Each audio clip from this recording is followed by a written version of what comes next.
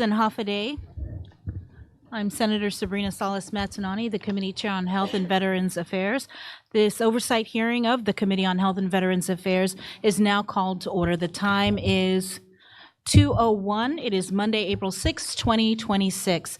For the record, official notice of this hearing was provided to all senators, key stakeholders, and members of the media in compliance with the Open Government Law. The notice was also posted on the legislature's website and the public notice portal to ensure full transparency. All hearing materials have been uploaded to the committee shared drive, and printed copies are available upon request. This hearing is also being recorded and will be available on the Guam Legislature's YouTube channel, so members of the public can review the discussion at any time. The purpose of today's oversight hearing is to hear directly from hospital leadership and staff on several critical issues, including oxygen supply and the contingency plan following last month's near crisis involving the island's sole liquid oxygen provider, the current operational status of GMH, staffing levels, the hospital's financial status, the status and timeline of the proposed reduction in force resolution, facility improvements, equipment needs, and infrastructure upgrades, the procurement status of the electrical distribution system, patient services, quality of care, and compliance with healthcare standards, strategic plans and ongoing initiatives to improve hospital operations, key performance indicators, particularly in preparation for the transition to performance-based budgeting. Now, we appreciate everyone's time and participation today, and we look forward to a productive and informative discussion. Before we continue, I'd like to recognize my colleagues that are present today and are members of the Committee on Health: Senator Sean Gumatautau, Senator Chris Duenas, Senator Jess Lujan, as well as Senator Tello Taidagui. Now, because we do have a full agenda and need to adjourn by 5 o'clock this afternoon, I ask for everyone's cooperation with a few ground rules. Senators have 5 minutes to ask questions, so please get straight to your question so we can stay on schedule. If you don't have a question, we will move on to the next colleague. For those responding, please keep your answers clear and concise. I'd also like to welcome Senator Therese Terlahi, who is also here for today's oversight hearing. At this time, I'd like to call on the legislature's Sergeant at Arms, Mr. Ed Pakaigui, to swear in the panel that will be speaking. You can please stand and raise your right hand.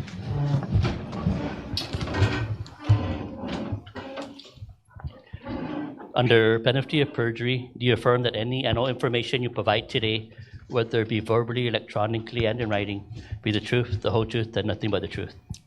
Yes. Okay. Madam Chair, you're under oath. You may proceed. Thank you. I'd like to ask the members of the panel, GMH leadership team, if we could first just have everyone introduce themselves and their title in which they will be speaking in their capacity today. Sure, half a day. I am Jolene Uggan. I am the interim CEO of Guam Memorial Hospital. I'm going to introduce yourself.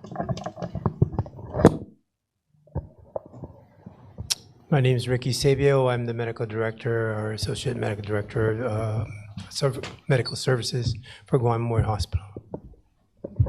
Good afternoon. I'm Yuka Hechanova, the chief financial officer. Good afternoon. Carlos Pangilinan. I'm the assistant CFO. Good afternoon, Manny Gabriel, Hospital IT Administrator. Good afternoon, Sally Dugare, Chief Engineer.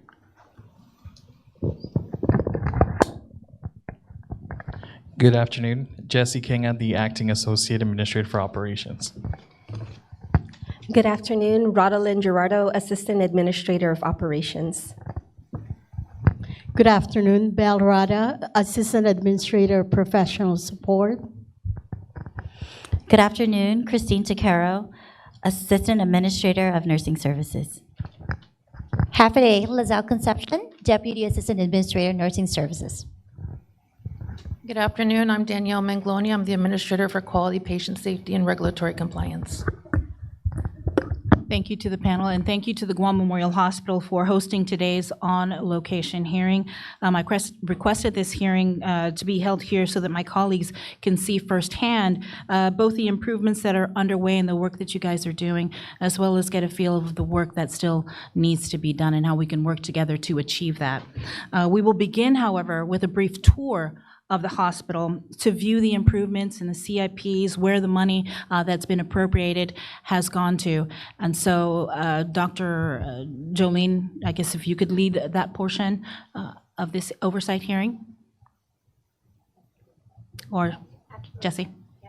So again, my colleagues, we are going to be taking a tour of the hospital, the improvements that they've made, and I guess if there's other things that you want to show us where you need assistance with, that would be appreciated as well. I would ask that my colleagues please refrain from asking the questions. If you can save your questions until we get back from the tour. Thank you.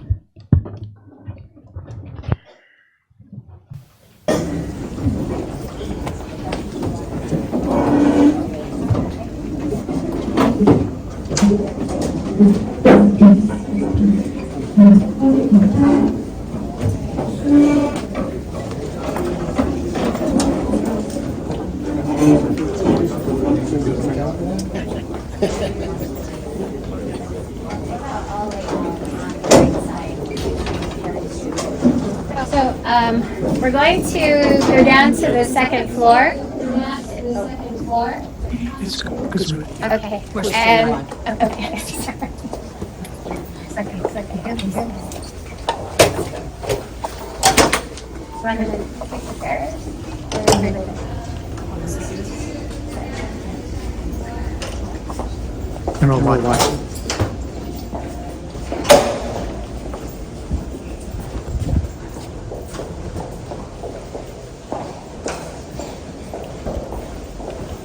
Where do we go? So we're going to go down to the second floor and come out of the emergency department, and we're going to do an external tour of the hospital first.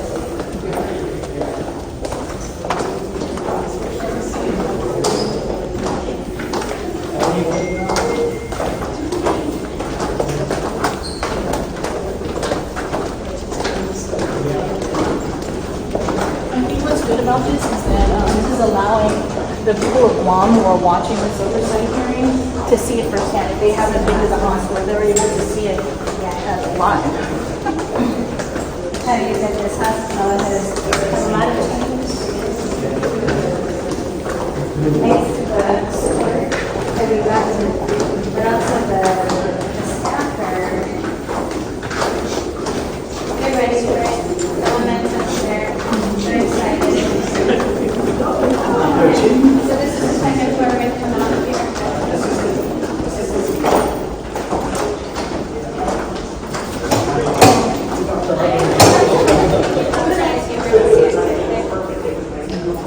Yeah, well, we've already made it a jar.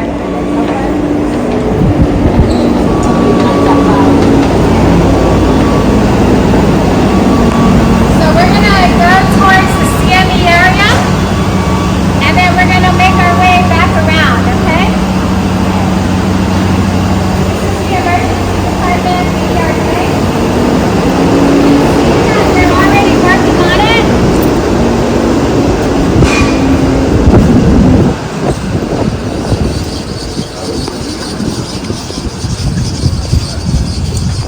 So if you come towards here, you can see the before and after. We used to have a lot of mold on the walls, and we've since undergone a lot of water blasting.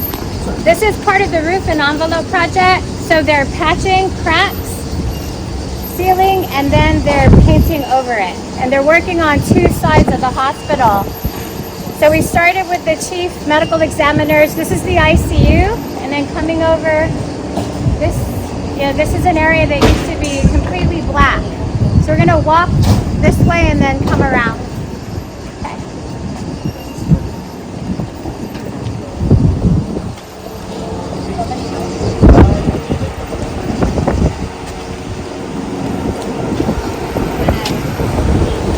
Take over.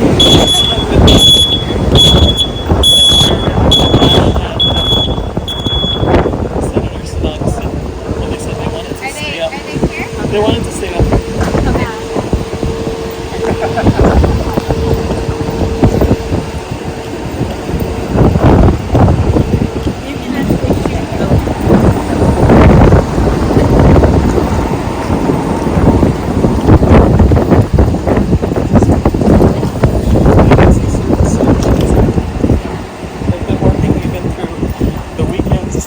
try to get most of our projects through.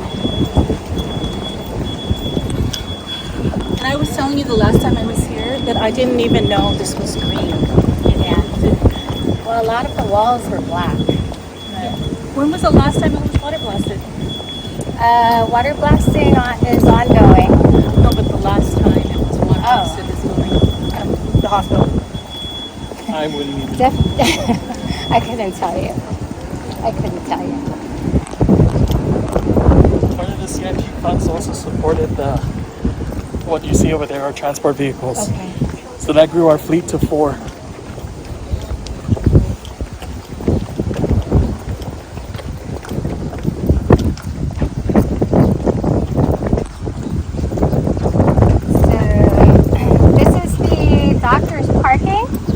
And Surface Solutions has already water blasted the outside and inside, and you can see that they've already started the painting in this area. This is actively ongoing. They usually wait to do this on the weekends so that it doesn't disturb our daily operations with parking restrictions. We're actually going to come down even further. So to your right, this is the most advertised side of the hospital. This is the famous wall, the famous side of GMH. It's been water blasted, I think, 3 weeks ago? Yes. 3 weeks ago. You can see that they're patching. And then if you come forward some more and then look back to your right, you can actually see that the primer and paint is coming. Done on weekends. Done on weekends. How many doctors parking do you have? You know, this, I don't actually have the number, but this is it right here. And we already know that none of the new parking stalls will be for doctors. It's all patients, All right? patients, okay. You can see in the top that it's making its way to the front. Yeah?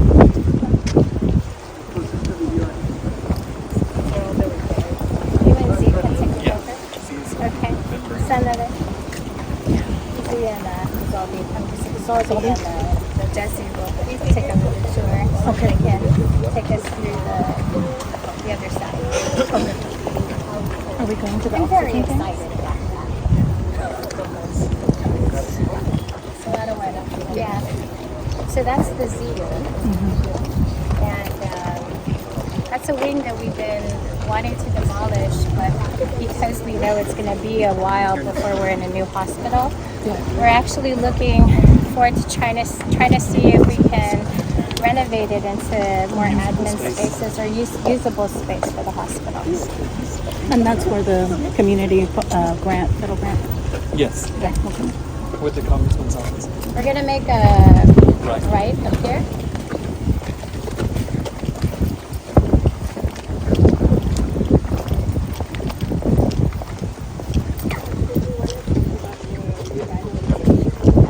So if you look around, you can see that some of the parking spaces and stalls have been repainted. A lot of it is in the front. So we've had a lot of the government agencies coming in on the weekend for the revitalization project. This is a volunteer program that we've started in October. And so they have been coming in and redoing the paint on the parking stalls and cleaning up the outside of the hospital.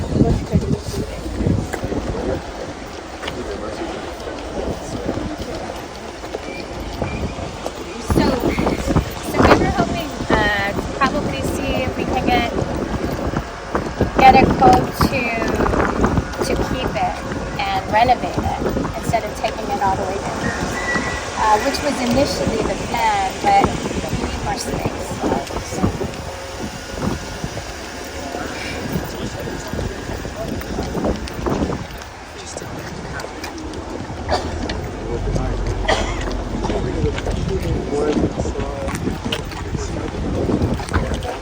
Oh, yeah. I love those things. Yeah, this is right there. Yeah. You guys didn't talk about that? Yeah, so basically this is the center island used to be. Now it's being converted into 36 parking stalls. So So we're targeting, we're still on the same timeline that we're looking at. So hopefully the weather, gives us the time to get it done because it's been raining quite a while. So it's been not much of a progress. But right now the weather is with us. So you can see a lot of movement now. So they're in the base course stage right now. So the next thing is going to be the drainage. So after that, we're going to be able to see maybe in the next couple of months some concreting and asphalt. And completion date? 2 months from now, I believe, yes. Are you going to consider vertical as well? Vertical improvements? No, vertical parking lot. I mean, you got no more space here, so. It's definitely an idea, Senator. We're also working with some of the neighboring property owners to see if we are able to lease some of the vacant land and convert that to additional parking. That's in the works right now too. That's helpful. Yeah, that's a good idea. I'm sure they appreciate it. Yeah. I mean, some of the malls do it anyways.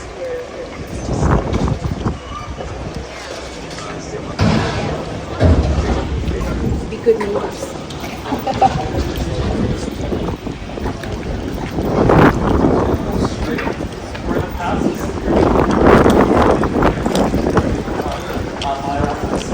Okay, for the chiller? We're going to look at the chillers. Yeah. It's better than crossing and then going through the steps. Lots of progress. All the procurement's going. All the procurement. Yes. We're making sure that we're executing. Yeah. How about any news that So I think we have a few more RFPs that we're pushing out. We just literally pushed out the environment of service. That was at the end of March. And we had an RFI go out for the SNF, and we'll be working on an RFP for the SNF. Have you finished the negotiations for the RCM? Still in negotiations. The RCM is active in negotiations at this time here. As you can see, there's more work being done with the building. They already water blasted this area. They started to do the repairs. And as you can see, they're ongoing painting as well. You're also going to see 2 of our oxygen tanks. So we'll bring up the conversation about the oxygen situation and how we got out of it. But it's those tanks up there. Yeah.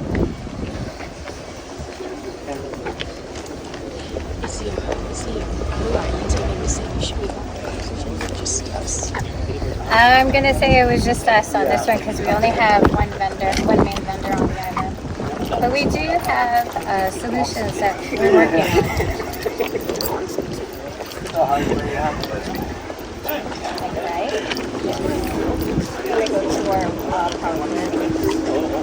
So they're working on 2 sides of the hospital, and then they're going to meet in the middle. So this is the warehouse. You can see that this has already been painted. And then we're going to go inside. So you can look at so there's the electrical panel, and then there's the electrical distribution. It is?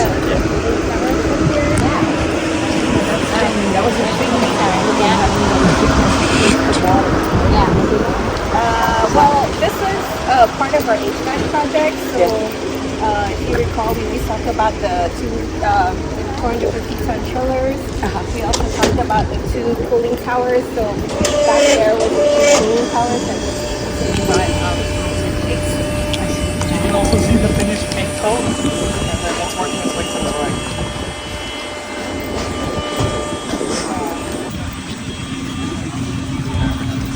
So Zodi, I'll ask you to lead. We're going to take a look at our 450-ton chillers and the generator room. Please watch your steps.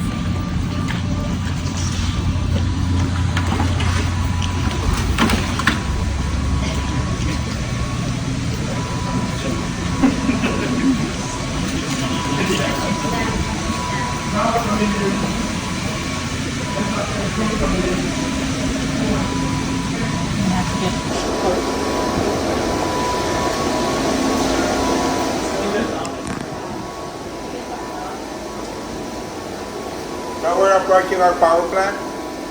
This way. On your right is the old boiler.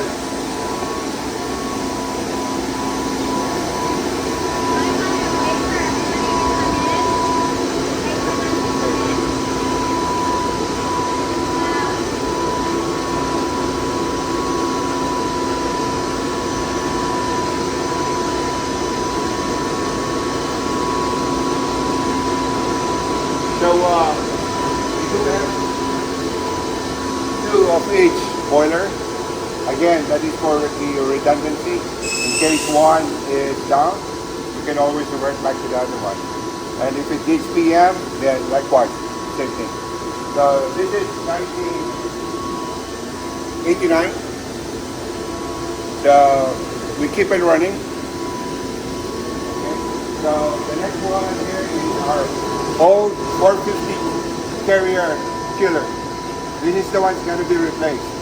Okay, one has already been replaced. And this is it.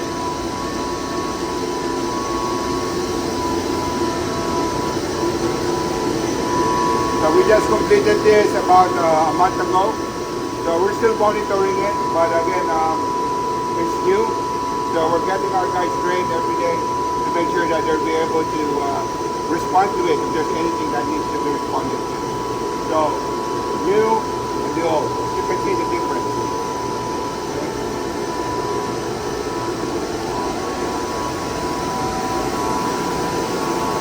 So we have another relic right here. So this one now is online. This is 10 years newer than the older 1989. This is 1999. So it's still running, as you can see and you can hear. We have to make sure to make all the steam that we need to make sure that our steam lines are provided for our sterilization, as well for the autoclave processes that our bio waste. Basically that's it. And the hot water, of course. The hot water is very there. And also we have 2 hot water heaters. And we're looking at replacing at least 1 this year. If not, early next year.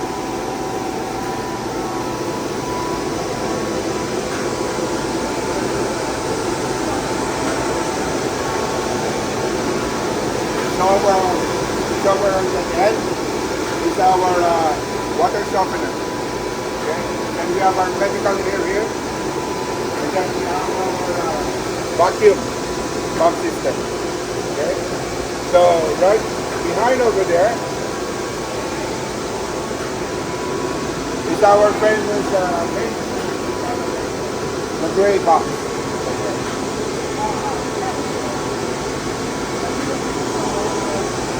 Yeah, this is the main distribution panel where the GMHA power comes in. Okay.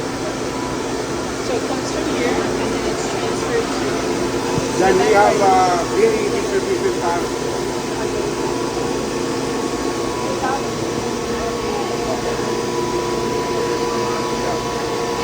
Okay, do you have any question regarding our main distribution panel?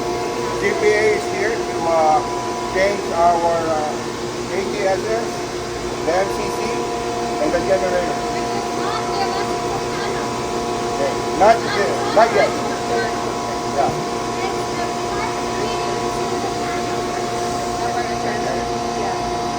Transfer of power, main power, and then transfer out. Okay. Yes.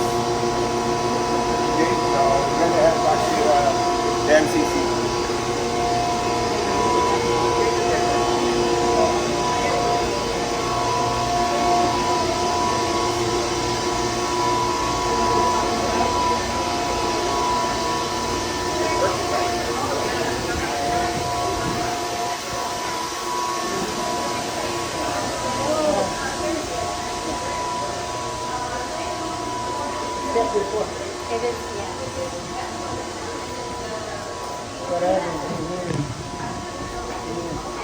So we have to show you the MCC, the one that works.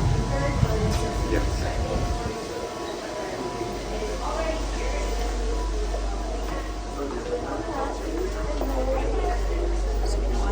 Hello.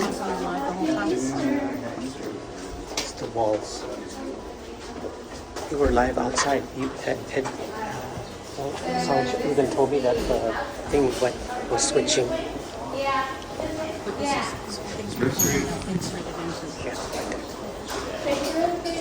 And we're back. MCC, third floor. Third floor, and then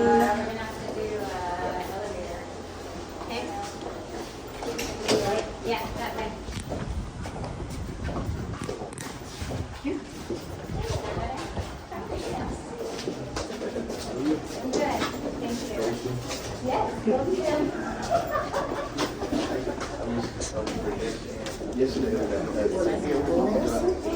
And parents?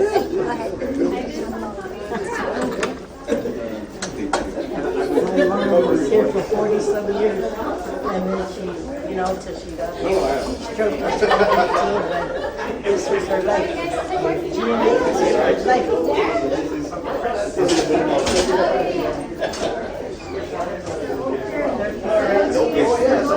Something's so changed.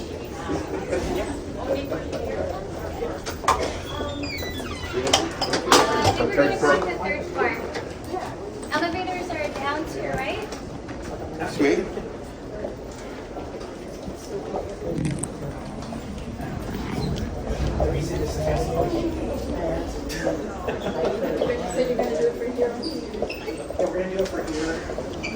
Let's take a few elevators to the third floor. Any public institution. You want to hold that elevator?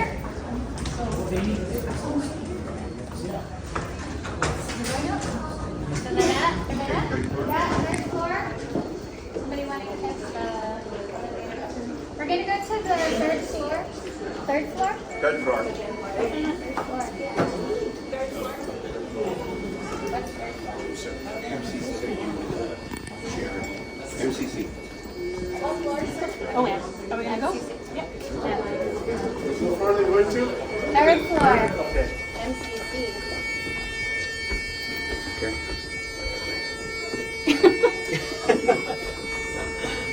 There went the media. MCC stands for. Motor Control Center. That also will be replaced by through the GPA. So this is important, the MCC. It's just knowing what this looks like. Okay. Yes.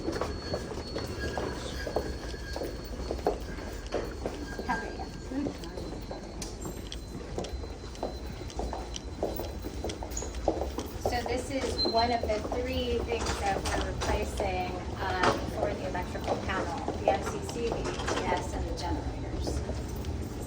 Again, when you say electrical panel, we're talking about electrical panel. Electrical panel, we're changing out the distribution. Okay. Not the actual panel. Where'd you go?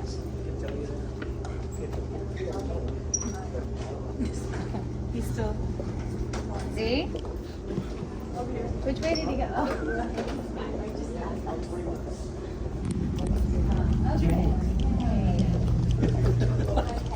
You didn't tell me.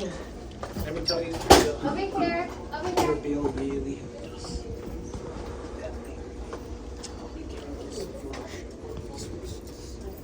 Okay. You're just waiting.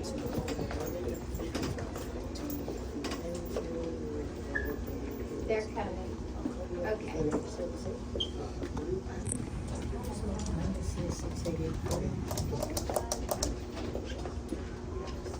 Okay, everybody's here? Okay, so what we're looking at here now is the room that houses our motor control center. There's two, the other one is at fourth floor. But this is where we had that experience this couple of months back, wherein we had some thing that happened, events, that led to burning of the motor of one of our AHUs. So one of this bucket, as we call it, is actually a breaker as well. So as you can see, this is as old as the hospital. Okay, so what we did is those vacant ones that's not being used, we tried to make one because these are already obsolete. Nobody carries this item. So we have to make do with what we can and get the scrap from other areas like this one here.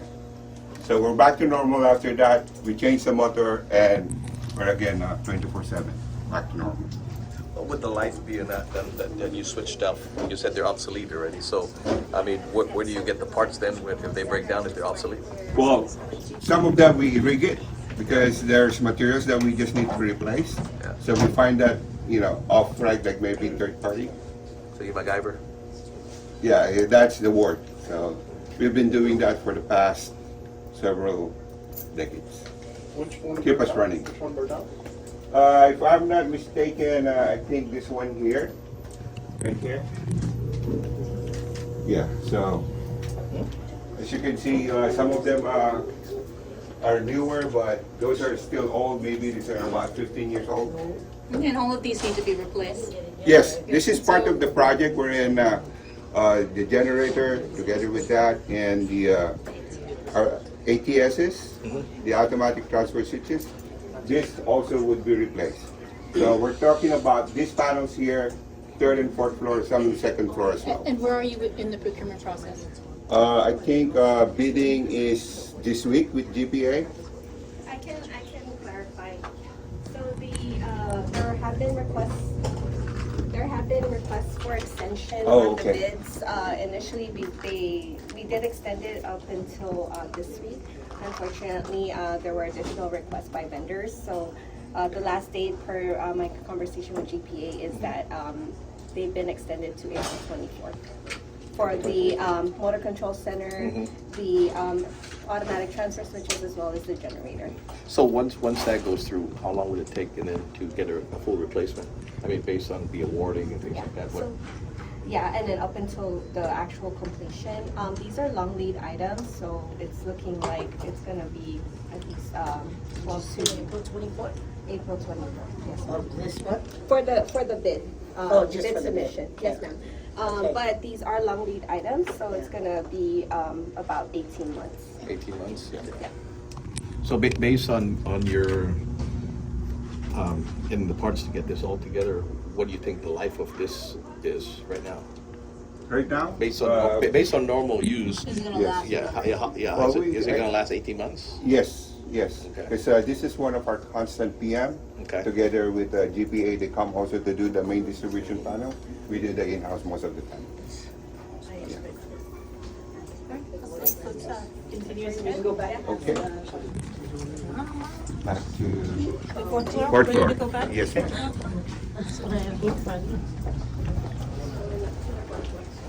Back to the capital. Is there stairs? Yeah, is there No, stairs? you can't use the stairs. We're on the third floor, so you could go up one flight if you want to. We're going into the classroom. We're done? Okay. Yeah, there's stairs on both sides, actually. Okay. There's stairs on both sides. Yeah. Yeah, this one is to the side.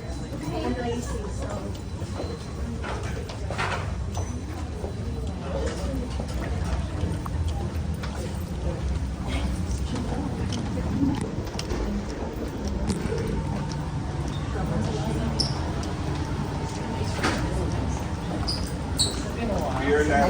Rob. Left. Sorry.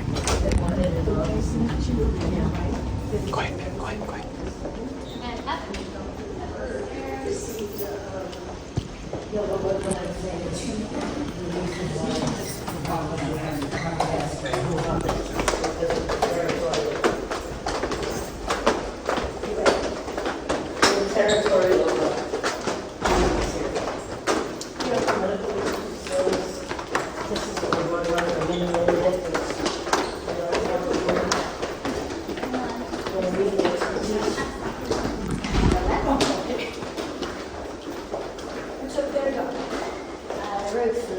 At least that's the rooftop.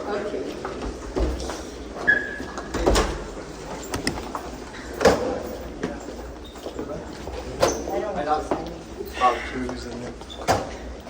Hey, Sharad. How are you?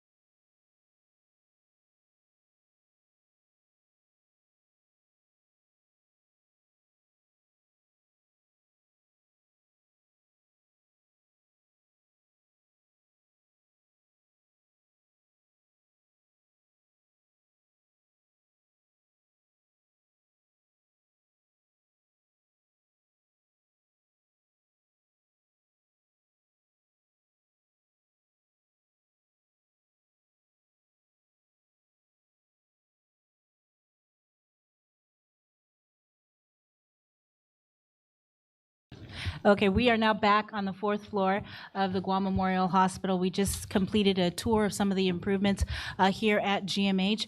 We're now going to take questions from my colleagues regarding the items on the agenda, as well as things that we saw. But first, I'd like to welcome more of my colleagues that are with us today. Speaker Frank Bluss Jr., Ranking Member Tina Rose Munoz-Barnes, Vice Chair for the Committee on Health, Vice Speaker Tony Atta, as well as Senator Joe San Agustin. And I think that's it. So we'll begin now with questions that we have. I'd like to start with Senator Gumatata. You first. You were first.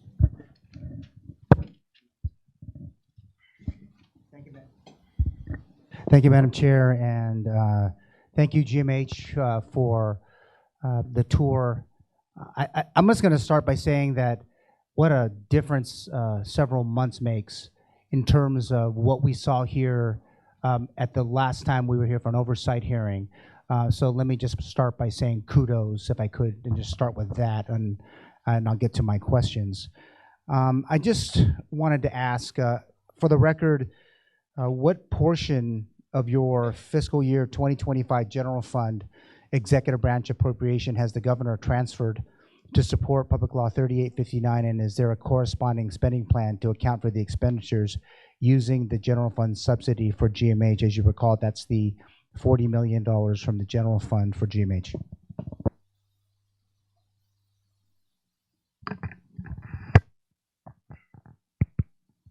Thank you for the question, Senator. Tess? Yeah. We received the 40 million. Thank you so much.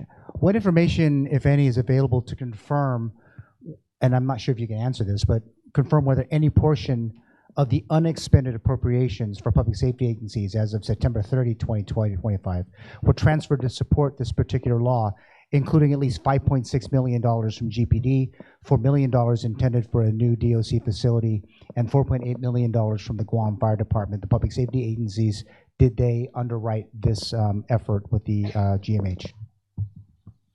I couldn't answer that question. I think that would be more appropriate for Department of Administration. Thank you so much for that. Among the appropriations authorized in the law, obviously was the $20 million for the net obligated fiscal year 2026 general fund balance for the hospital's operational expenses in the current fiscal year. For the record, through their consolidated revenue and expenditure report for the period ending February 28, 2026, does BBMR and DOA recognize this $20 million appropriation from the net obligated FY 2026 general fund balance to GMHA as a legal obligation? I'm not sure if they recognize that as a legal obligation, but we have not received any of that funding yet. All right, thank you so much. I only have a few more questions, Madam Chair. How are your FY 26 general fund appropriations helping you all address the list of outstanding facility projects as they relate to specific repairs that are identified in the 2020 U.S. Army Corps of Engineers report? I keep going back to it because it's kind of like the pathway for what we're seeing and what we just saw today. I think we saw that the Z-wing is down, and the like, the HVAC. I just wanted to see if any work or any thoughts on whether or not these projects were addressed. Your monies were addressed for these projects from the Army Corps. Hi, Senator Jesse King. I can respond to that question. To clarify, the funds that are going towards supporting what ACs had itemized as areas of concern or needed to be addressed are particularly funded through the supplemental appropriations, namely Public Law 3860.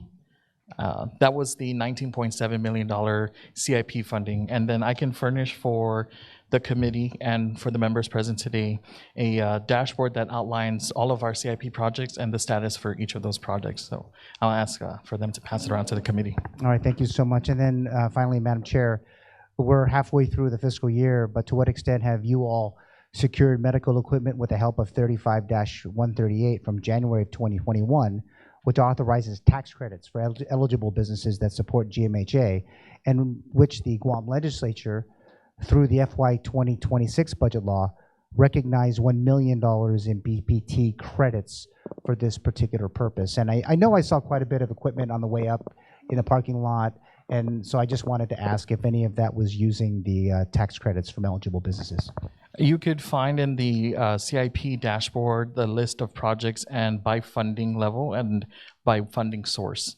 So we could probably refer to this document, and then perhaps offline we can have a further conversation about the specific project that was supported. So then if I look at it, the very first page, it says 0 that you have completed with $1 million in ongoing projects. So I'm hoping that at some point, the policies are created to help you all. I'm hoping that at some point it'll be helpful to move ahead, unless I'm reading this completely wrong. So yeah, if we reference that class of information, it reads status of projects by funding source.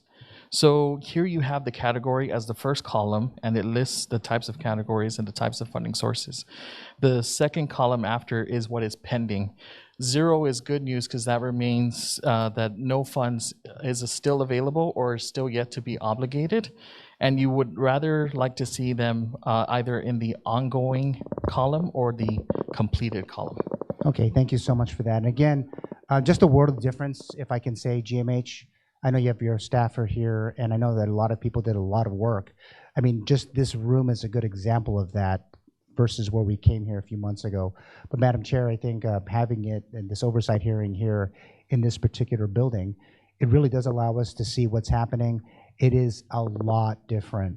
And so I think that sometimes we spend more time probably being more critical, but we should probably be praising the effort to at least try to move forward versus being stuck looking at the same old each and every day. But Madam Chair, thank you for the time to ask questions today. Thank you, Senator Gumatao. So we do have the presentation that you in paper form. So I just wanted to ask just a couple of questions. It says 44 completed, 53 ongoing, 11 not started. So what are the 11 that haven't started yet? Sure, we can go back to the same sheet that we're referencing, and you're going to look starting on page 2, medical and other equipment report. Your pending is going to be the second column, and when you see a green box that's been checkmarked, it lists the project that has that is staying in that particular phase. A number of things play factor to that role. That might be market research is still ongoing, or we're finalizing the specifications either with the recruiting department or with the legal department. So the first one that I saw was related to our sterilizer, and that's for the medical equipment. And then the next one follows under the structure and architectural improvement report, and that is our MIS server room upgrade. We understand that these projects remain fluid, Madam Chair, and depending on what comes up that management has to consider to remove and replace, that could also attribute to why projects remain in that particular phase, and they tend to get updated regularly, at least monthly, and we share that with the committee. I'm just going to go through real quickly some of the things that you hear in the community about what's being done, what's not being done, what's the status of this project. And one of them, of course, is the electrical panels. First, can we just clarify, is it electrical panels or is it the electrical distribution system, and the status of this RFP, where it's at? Because people are saying, why is this taking so long? Yes. So, Senator, I'm so glad. I think you have a lot of insight. It is an electrical distribution system that we are addressing, to which the electrical panel is one component that has been identified for corrective action. The legislature had appropriated the sum of $5 million to address our electrical distribution system. That remains in active procurement. We have our partners from the Guam Power Authority that are also on site, ready to respond.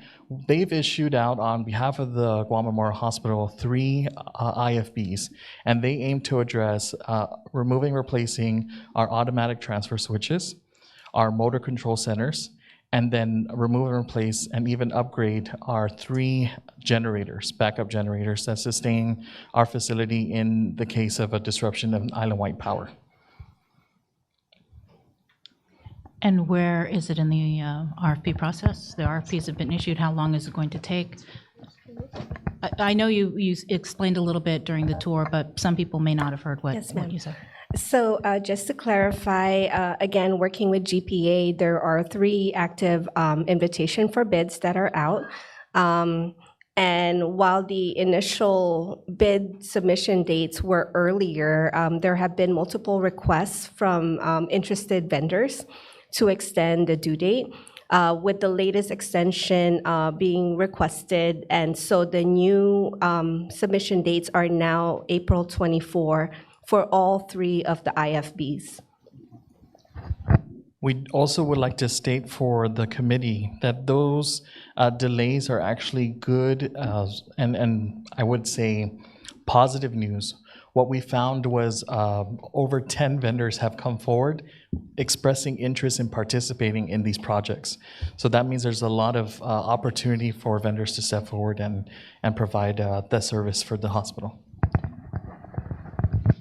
I do want to ask about some of the items that are actually on the agenda, and that is at the top was regarding the status of the oxygen supply. And I think just for the public who are watching, there is only one provider of this liquid oxygen on Guam, and that was the reason why there was this crisis, near crisis situation. And it wasn't just only to the Guam Memorial Hospital, because this same company also supplies liquid oxygen to the Guam Regional Medical City and other medical clinics. So it wasn't just an isolated problem to GMH. So I just want to make sure the public who are watching this understands that. And so, Dr. Uggan, if you can tell us where we are now. I've already spoken with that company. I met with them the day that this whole thing happened. But where are we now? We have resumed normal operations for, I think this is our 2nd week now.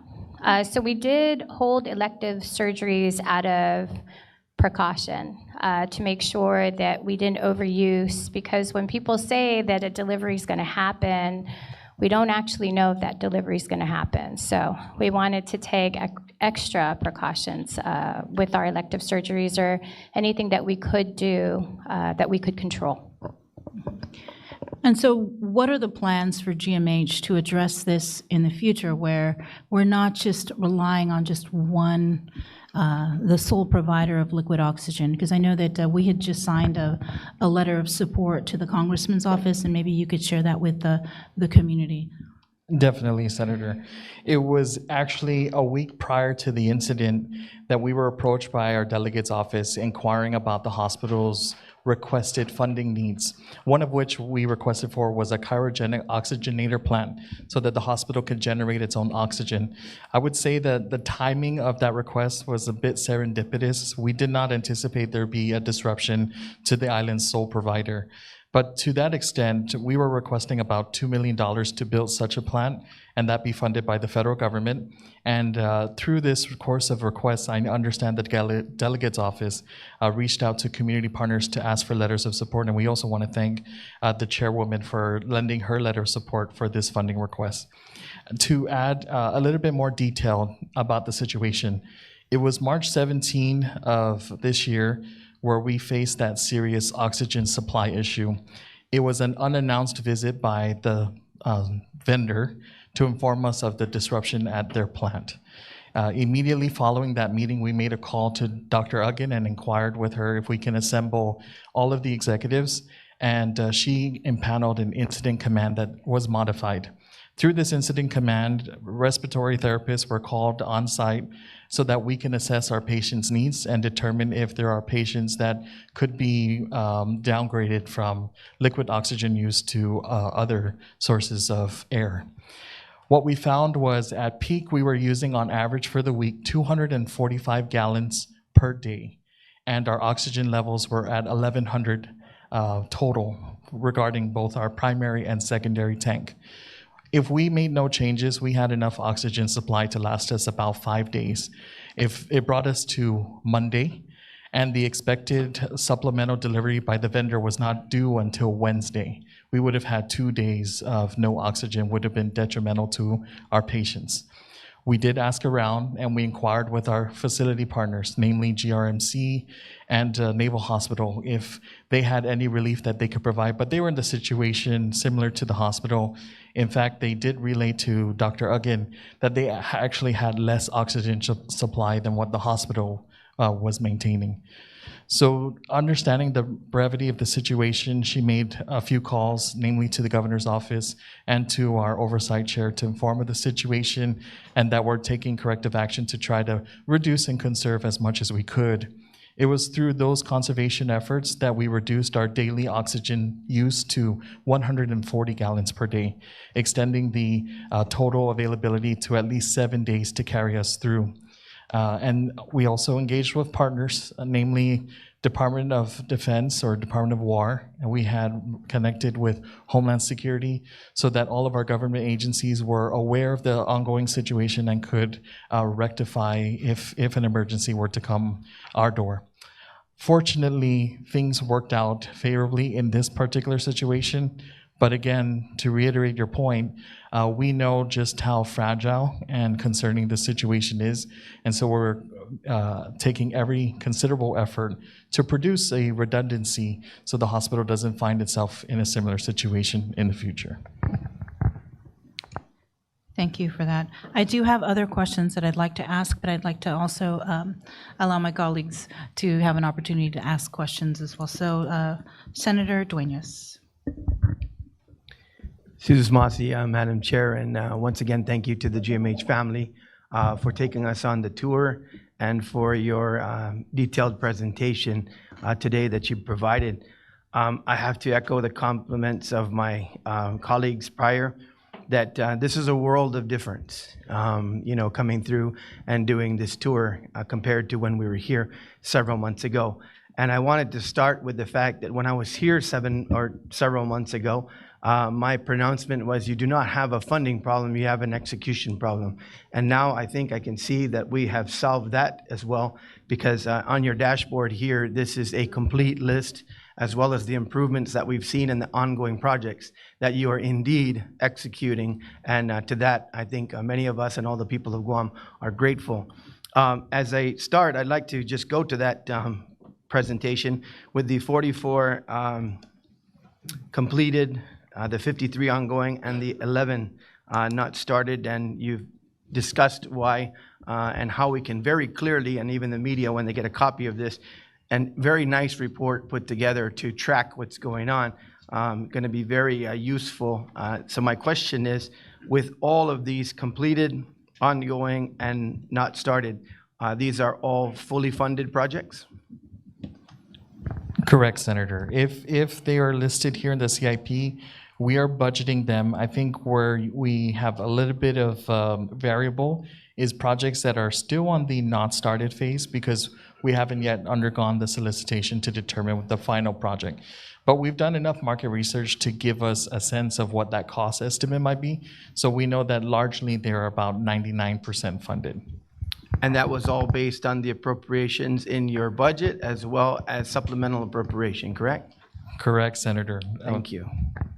So, Yuka, I want to go straight to you. Have you been, although you mentioned you have not received, have you been in communications with Department of Administration on the status of the 20 million? I will remind you, if we go to, I think yesterday or the day before, I believe it's the Post or one of the media outlets, Lester Carlson did recognize the 20 million due to GMH as per the CRER as a recognized cost, as a recognized benchmark against the CRER. Have you been in communications to receive at least an allotment schedule for that 20 million?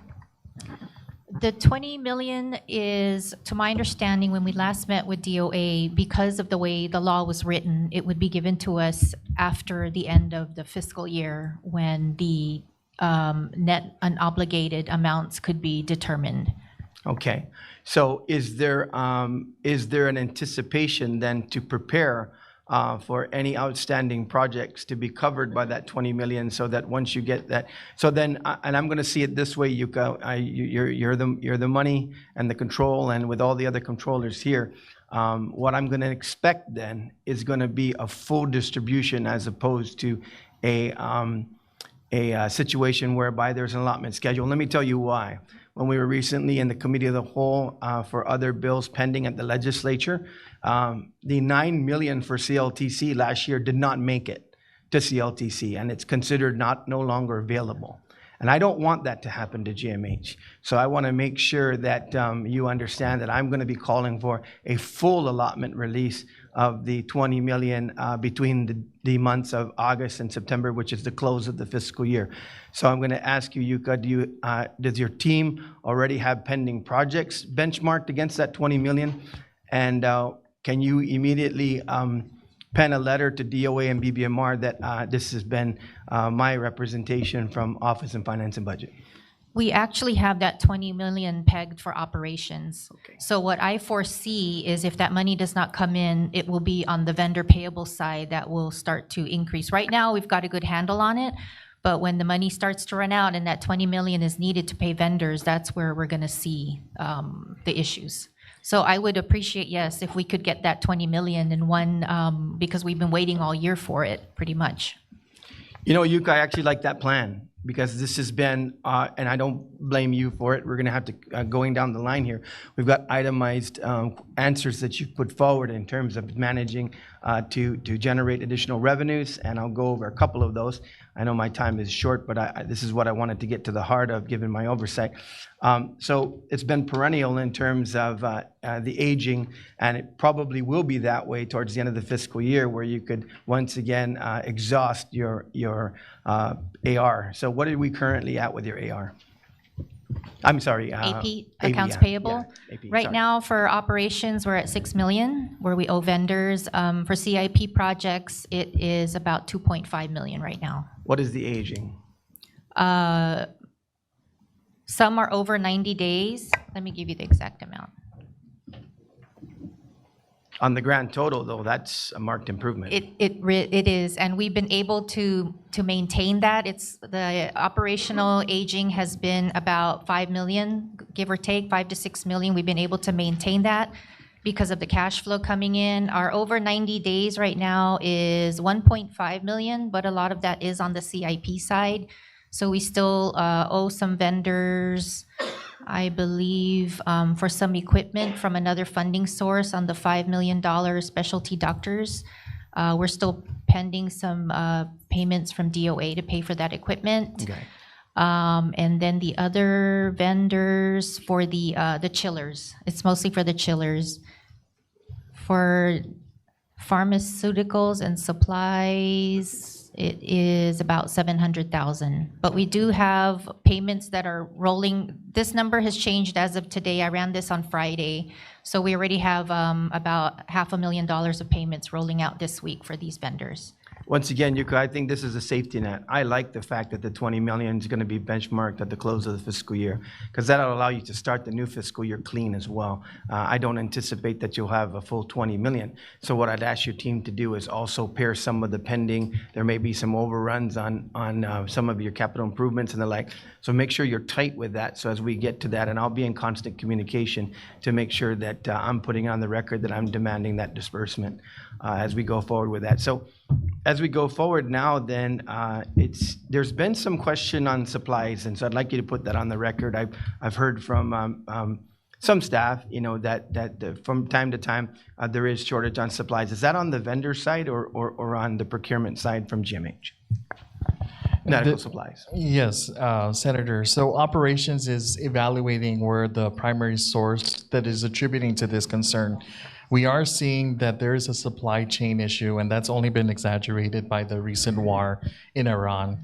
I'll tell you of one particular supply that was ordered since October 2025, and constantly we receive updates from the vendor that they are due to deliver it in 2 weeks, and then requested another 2 weeks, and then requested another 2 weeks. It came up to January 2026 when we asked for a firm and final update. They assured us we would get it between 3 to 4 weeks. And then most recently in March, they came back and requested that we cancel the order because they're unable to fulfill. And those are things that we're constantly juggling with, but it isn't the primary reason. It is a big concern, but we are addressing what controls we have within the procurement team. Namely, Dr. Uggan has instructed teams to evaluate how we can go from manual mode and automate a lot of our processes. We're seeing challenges where as supply is consumed at the bedside, there's a difficult time tracking the level of supply consumed, so we know when to place an order, and then anticipating the delays in the delivery time. I think that all plays a contributing factor. So we're addressing our part, but we also are recognizing that there are supply chain challenges that are outside of our control. Excuse me, on the electrical system, I just need this on the record. So Zaldi, you took us through as well as operations. The issue is not in your control because GPA has to do the procurement on this. Speak to the fact that things are stable and you're just awaiting the final improvements. Yes, they are stable. In fact, we just recently concluded a mock survey with CIHQ, and they did in fact confirm that the hospital is safe, and there are no immediate jeopardy citations that were provided to the hospital. We understand the power supply has been a concern in the community, and we share that concern. We are addressing it, but as the good chairwoman had expressed, this is an addressing of the whole electrical distribution system and not one particular component. And by addressing those varying components with GPA, we feel that we can sustain our operations until such time a new facility is brought forward. Masi, Madam Chair, that's my time, and thank you. Thank you, Senator Duenas. Senator Taitigui? Chijus Masi, Madam Chair, and Hafa to everyone here. Happy belated Easter to you. And those who are here in the audience, thank you so much for being here as well. Thank you for this information. One of the questions I had, and I'm trying to read it here, regarding the $40 million that was appropriated. What is the balance right now that you have of that funding? And how can I see that on your list? So for the $40 million, that is based off of Public Law 3859. As Ms. Yuka had mentioned, we received all of the funding for that. Majority of that, and we've previously reported this to past legislature hearings, is that most of that money was used for to pay down our accounts payable. The remaining $10 million has been specifically allocated $5 million to address our electrical distribution system. And then the remaining $5 million is for the IT network infrastructure, which again, we were just talking about the electrical distribution, but the remaining $5 million for the IT network infrastructure has already been obligated. So the balance is zero? Yes, ma'am. Okay, and of that funding, how much was directly given to the hospital, or did DOA come in and pay for any of these obligations at all? Or was it all paid through your? We received all of the 40 million. And it was paid through yourself? Right? Yes, ma'am. Can you show me on the chart, please, how I can follow along with that? So on page 2, that's the backside of the first page. I would count that as the third line reads Public Law 3859, $40 million in parentheses. Right. The first column, again, is your pending, followed by your ongoing obligation and the amounts under ongoing, and then the amounts under completed, bringing your subtotal. Right, that's why I was looking at this and it says 11,467,000. We just recently got confirmation that we're allowed to execute our IT infrastructure upgrades, so that amount is subject to switch and shift over to the completed column, ma'am. Oh, to the IT section? Correct. Okay. So that particular 10.5 million is going to be reduced further to 5.5 million. Since you talked about IT, I noticed that here you're having a balance of 1.8 million. In the IT have done some, but then projects without funding. This is quite substantial. You know that you are going into an age of AI, and technology is providing so much assistance too, especially in the medical field. And I'm noticing that here in projects without funding, and it says $25 million with no funding on this. How are you going to address this huge amount of funding that's needed? And I mean, it's important. IT is very important. I mean, we saw what happened last time when the hospital, and not just the hospital, but UOG, GCC, GITA, have been hacked. And it's one of the worst things that could ever happen. Hospitals are actually are held hostage, you know, from cybersecurity attacks and having to pay out. So, please. Yes, no, thank you for that question, Senator. So the IS squared IT infrastructure upgrade includes cybersecurity. So from a cybersecurity standpoint, the hospital has already begun its project. As far as the $25 million, though, for the EHR, I've been working very closely with the governor's office, who is going to find financing to replace the electronic health record for the hospital. Okay. So it's a timeline on this. I always like a timeline, you know, so something that we can anticipate and follow through. So timelines are really important. So I know that she's going out for financing. I think timeline would be probably by the end of second quarter of this year. Second quarter of this year. That's what we're hoping for. Okay. Have you requested that in your budget at all for this funding for IT? Not for the EHR. We did request for the $5 million that would be due for the following year for the IT infrastructure upgrade, which totals $25 million. Right, for the software.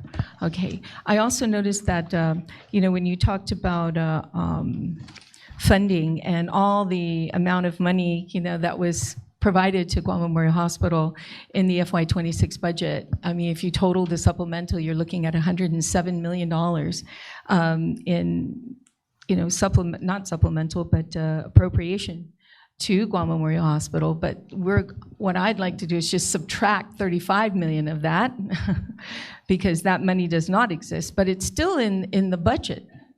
That amount is still in the budget. But, you know, like someone said, that this money does not exist at all. So I just want to make sure that nobody here is expecting this 35 million that doesn't exist. You're not including that into anything, are you? No, Senator. Okay, let's make that clear, because, you know, it'd be nice, but unfortunately there's no funding for that. So we did talk about the oxygen earlier. My question is on storage. I saw the tanks there for the oxygen. How much per, I guess you weigh it in gallons. So how many gallons in those tanks that you currently have on site? The cumulative for both tanks is 4,000 gallons, Senator.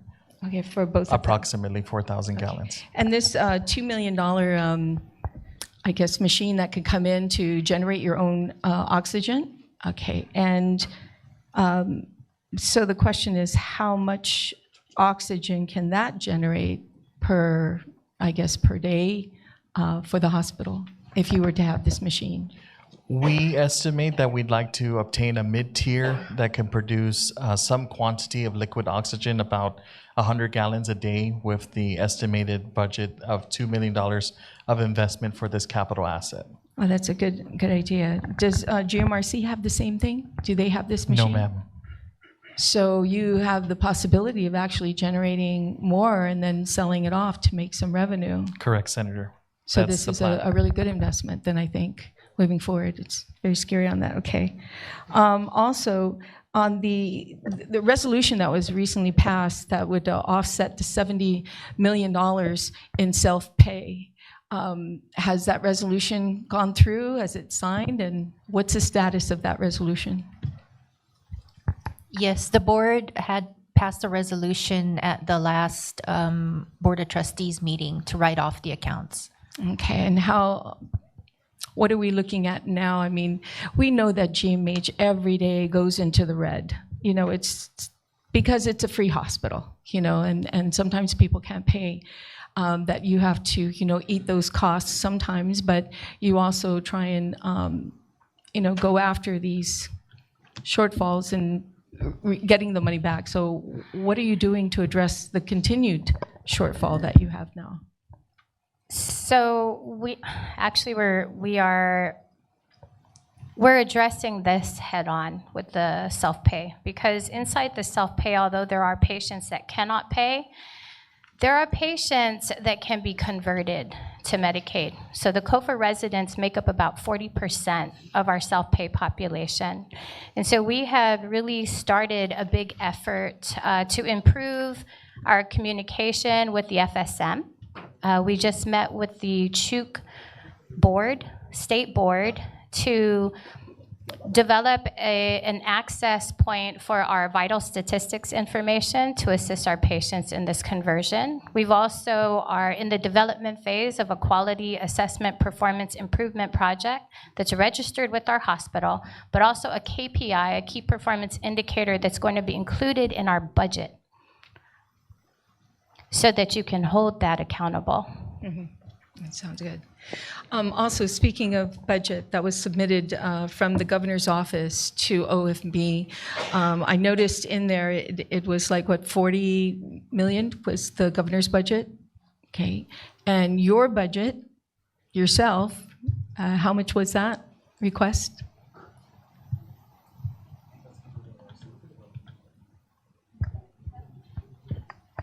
This is for FY27. Yes, we're requesting an additional 36.3 million. On top of the 43 that the governor has requested for? Yes, ma'am. So 36 million, right? Additional? Yes. Okay. The reason why I bring this up, because I noticed that in there were no CIP projects or, just improvements or management in the budget that was submitted from the governor's office. So I just wanted to see how that can be when we just took a wonderful tour, by the way. Thank you so much, and for the staff at GMH allowing us to, interrupt their schedule to look at the progress that you made. But yeah, so I'm curious why that was not included in her budget for these projects. That's your last question. Thank you, Senator Tadibi. Oh, my time is up. Well, you're asking for it, right? The 36 million, is that all for CIP projects? That's for operations. Ooh, so we haven't even asked for CIP projects or even maintenance, have we? So this amount is just for operations, and the 43 that the governor put in is also for operations, but there is nothing for CIP projects or maintenance of the hospital. Senator, we did include in the back of our budget request the itemization of our CIP requests. So this is an amount separate and apart from the 36 million additional that Yuka had just stated. And how come you didn't ask for that? It is in the back of the budget request, but it will not be calculated as the sum of the operational fund. Okay. So it is an appendix, and the total requested for equipment and capital is $15.3 million. And we itemize that by division to include nursing, operations, pro support, and medical services. Okay. Thank you so much. My time is up. Thank you, Senator Tadibi. Senator Terlahi? Thank you. Can you tell us if, from today going forward, are the nurses and patients getting the supplies they need, or are we going to be hearing about shortages?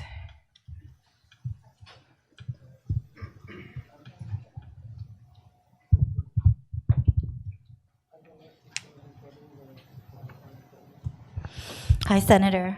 Christine Takaro here from Nursing Services. We are still facing some challenges with supplies at different levels and for different reasons. But for the most part, we are still able to provide our day-to-day care safely.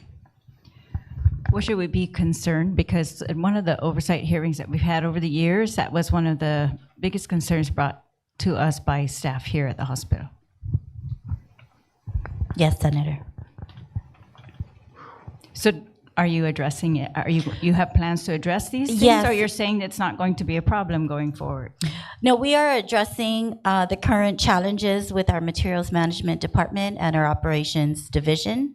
So we're working very closely to monitor our usage rates, our burn rates, so that they can predict our needs.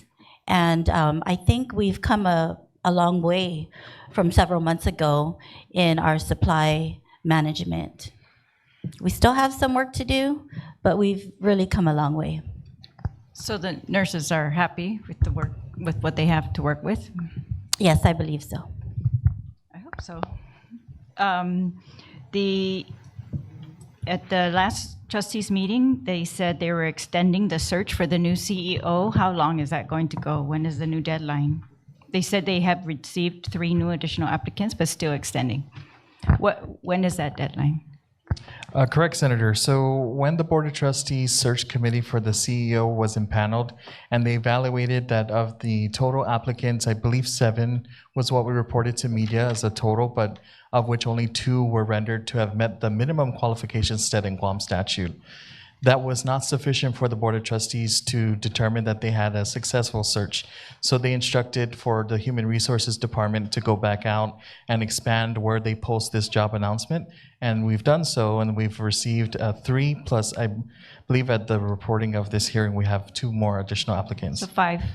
Correct, and that will be furnished to the search committee again for them to validate their first round interviews and determine if they found a successful candidate they'd like to move forward. It's a continuous announcement, and I'm unable to comment on the deadline because that's set by the search committee and paneled by the Board of So it's Trustees. when the search committee decides that they've received the applicants that they want? So based on the process, what the search committee is doing is ensuring that first the applicants meet the minimum qualifications outlined in Guam law. Not all applicants that submit an application are determined to be eligible from what the statute provides. But if there is a list of individuals that are qualified, those individuals do meet with the search committee and subsequently the full Board of Trustees. It's up to the Board of Trustees, I think, to make that decision if they found a candidate that they would like to proceed with hiring. So there's no deadline, you're saying? It It's is up a to them to decide when they've got the right candidates in their hands? That's what they're going to do?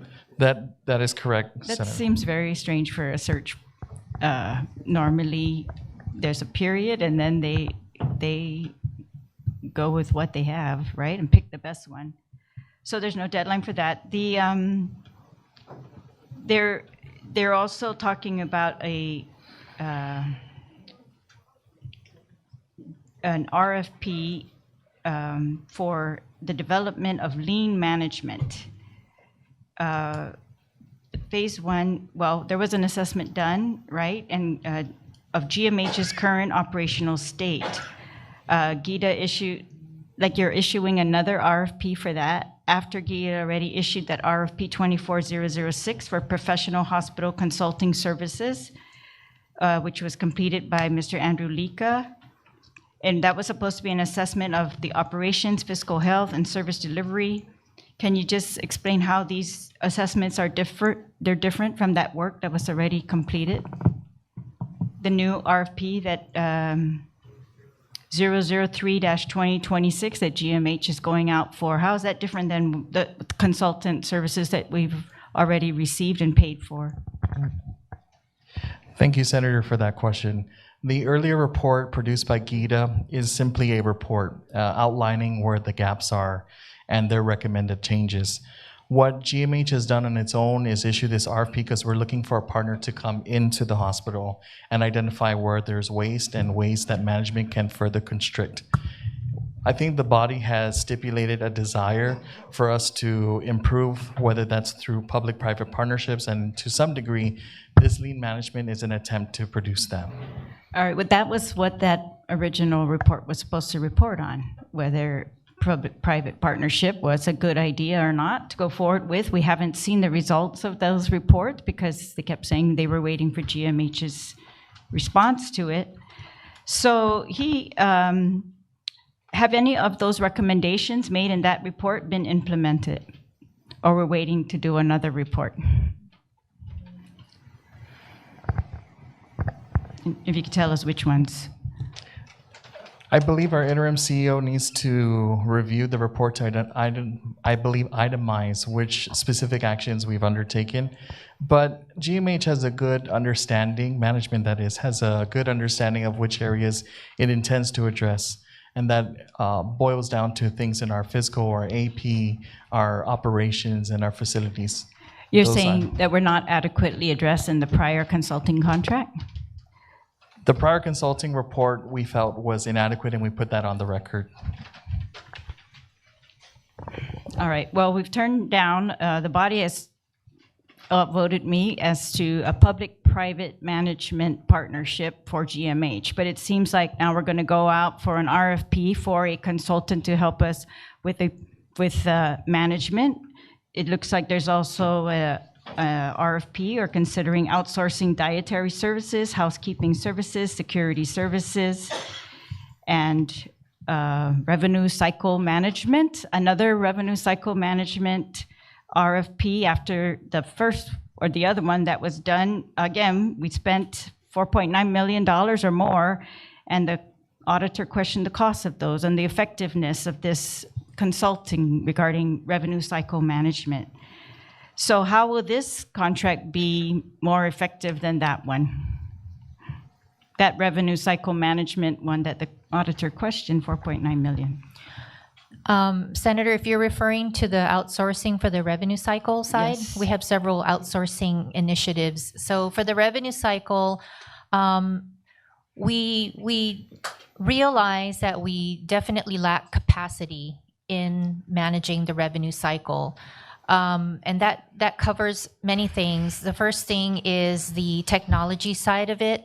There is a lot of technology, AI software that many hospitals employ to make this billing cycle more efficient. Right now, we don't have that, and we have to employ a lot of people to run a lot of manual processes just to get a claim out the door.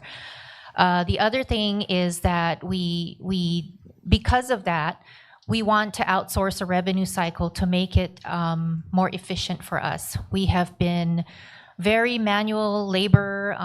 We don't have the skill set to really address the denials that just keep hitting us. And then regarding the prior contract that we had for revenue cycle services, that was purely a consulting contract that the vendor had started off very well, I would say. They had a lot of issues internally, it seems that, and there was so much turnover in the person that they would assign to the hospital. And so every time a new person was assigned to the hospital, for whatever reason the company had, that was really on them, we had to start over with this new person and go through all of our processes again. And when we go through 3 or 4 people like this, my staff are coming up to me and saying, why do we have to keep doing this again? They assigned a new person to us now. Now we have to explain all our processes again to this. When is this going to stop?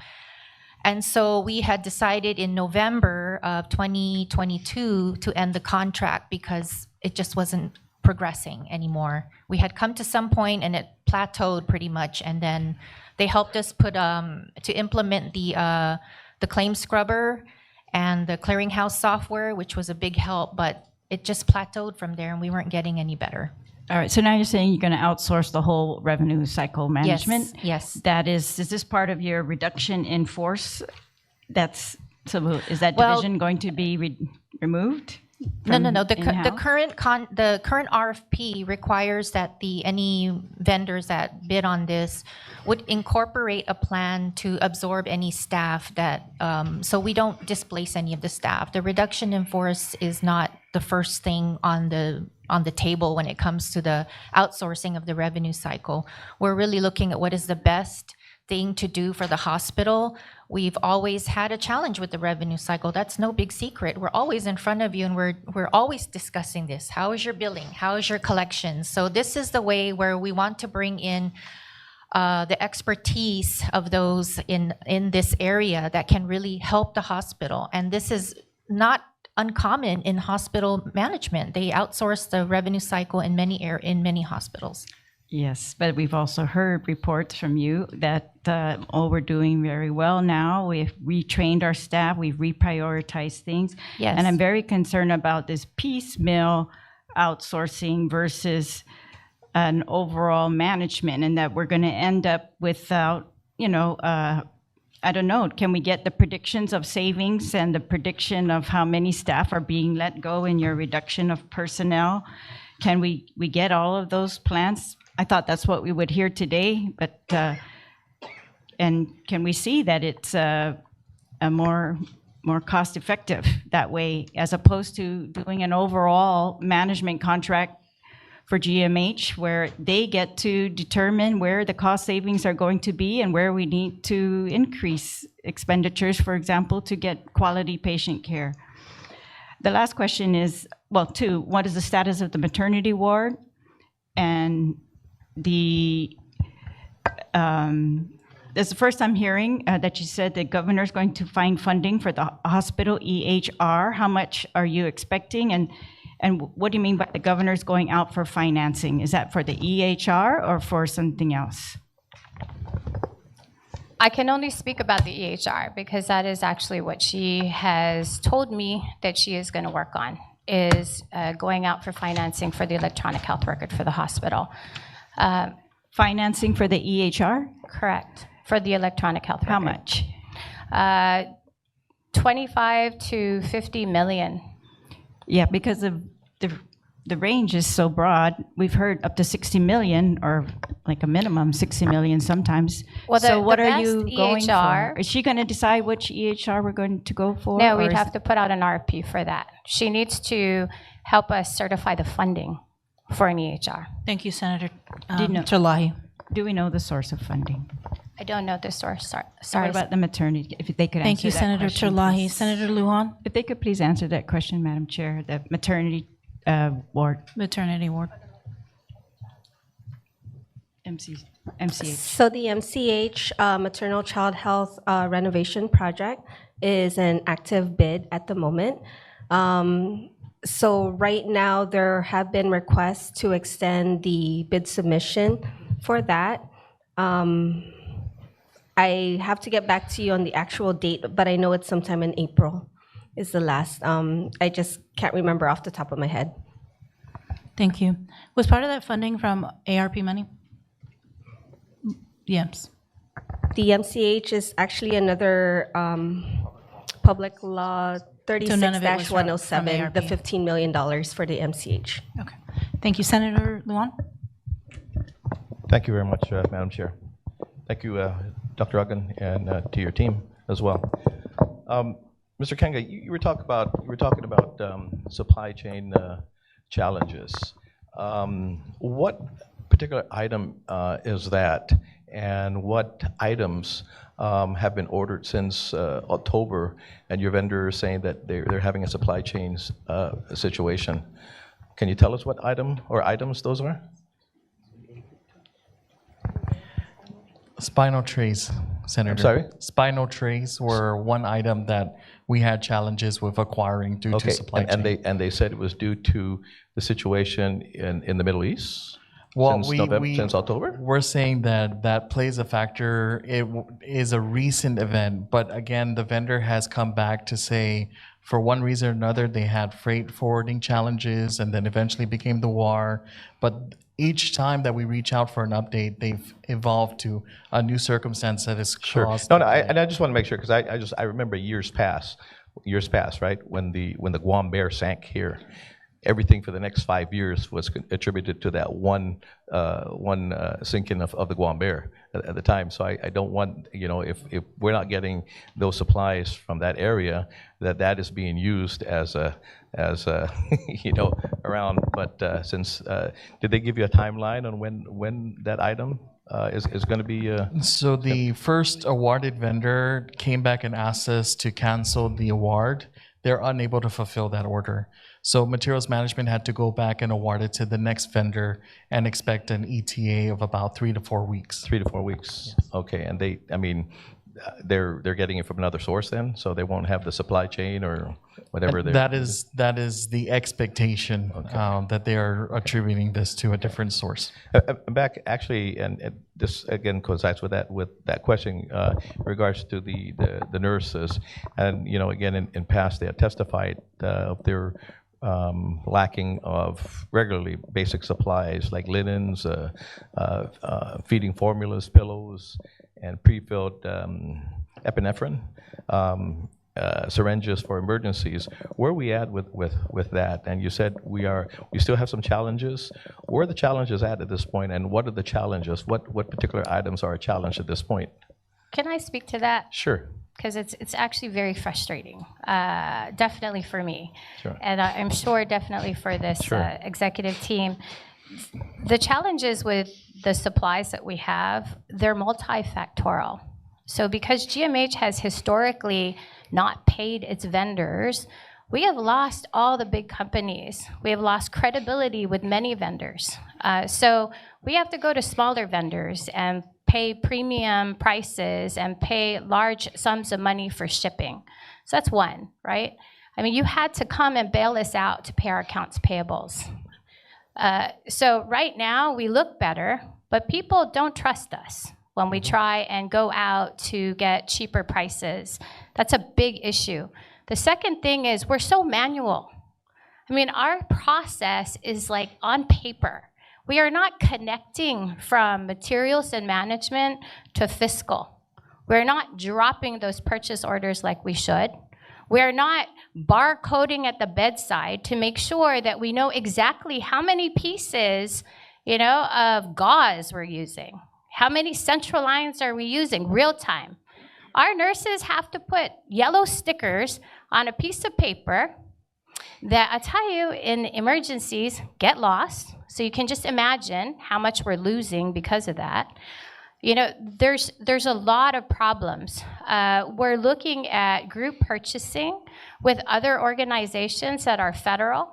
The federal GSA, we're testing the NASPO market right now to see how we can get in with government agencies that have already done procurement. I mean, this is history of just a broken process that we're trying to fix. We're looking at ERP solutions today so that we can keep track of our stock and understand when it's time to actually order things.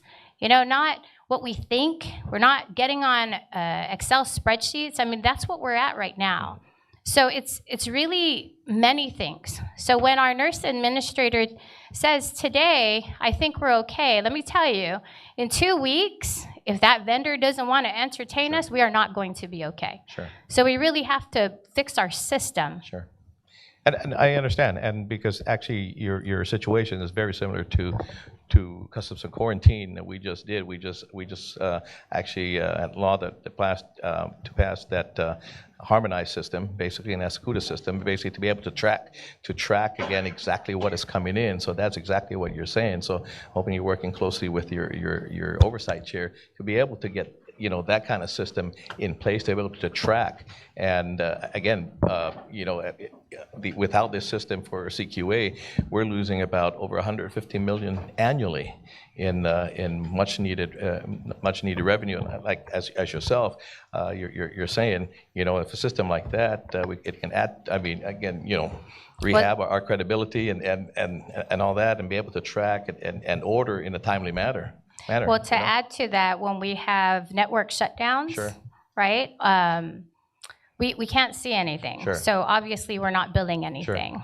And therefore, we're not generating anything. Well, thank you, because I mean, you definitely did an updated system, and again, similar to what we just did to So this is why we want to Authority. thank you for the IT infrastructure upgrade. Yeah.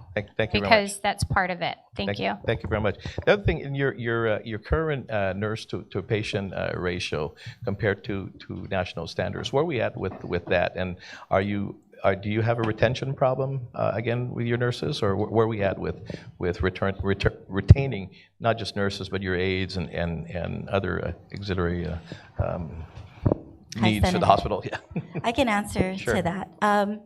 So for all our nursing areas, we are keeping standards with our nurse-to-patient ratios. Mhm. So we do keep safe ratios all around. And then just to talk about the retention rate for our nurses, the national retention rate is about 80 to 85%. Particularly today, it's 83.6%. For GMHA, our nursing retention rate has markedly improved over the year, and we are at a 92.9% retention rate. Good. Our turnover rate is 7.1%. The U.S. average turnover rate for nurses is 16.4%. So you're doing So great. we're You're doing doing- pretty you're doing- well. You're doing really good. Yes, thank you. Fantastic. Thank you. I wish I could say that of some of my agencies. But thank you very much for that. Madam Chair, that's all I have. Thank you.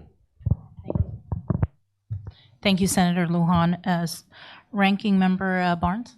Junior Barnes?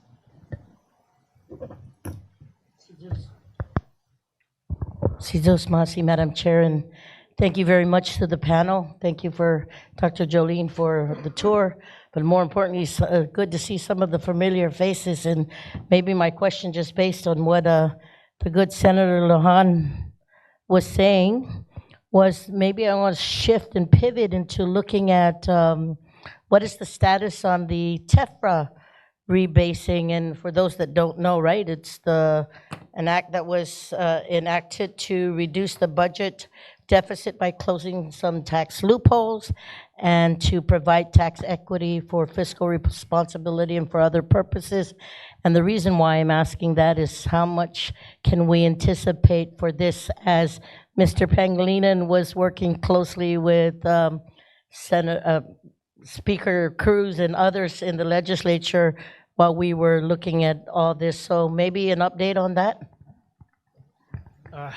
Thank you, Senator. Carlos Pangilinan here. So Can you make, I'm sorry, I don't think your mic's working. can you hear me? Yes, now I Okay. can.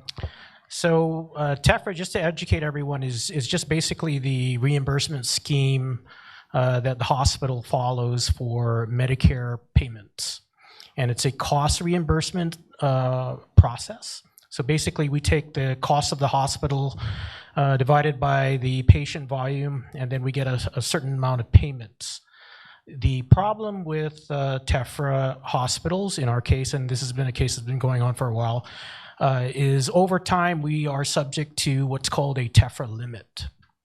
And the TEFRA limit basically caps the amount of allowable reimbursement annually. So what happens over several years or maybe a decade is it's sort of like a reverse compounding issue.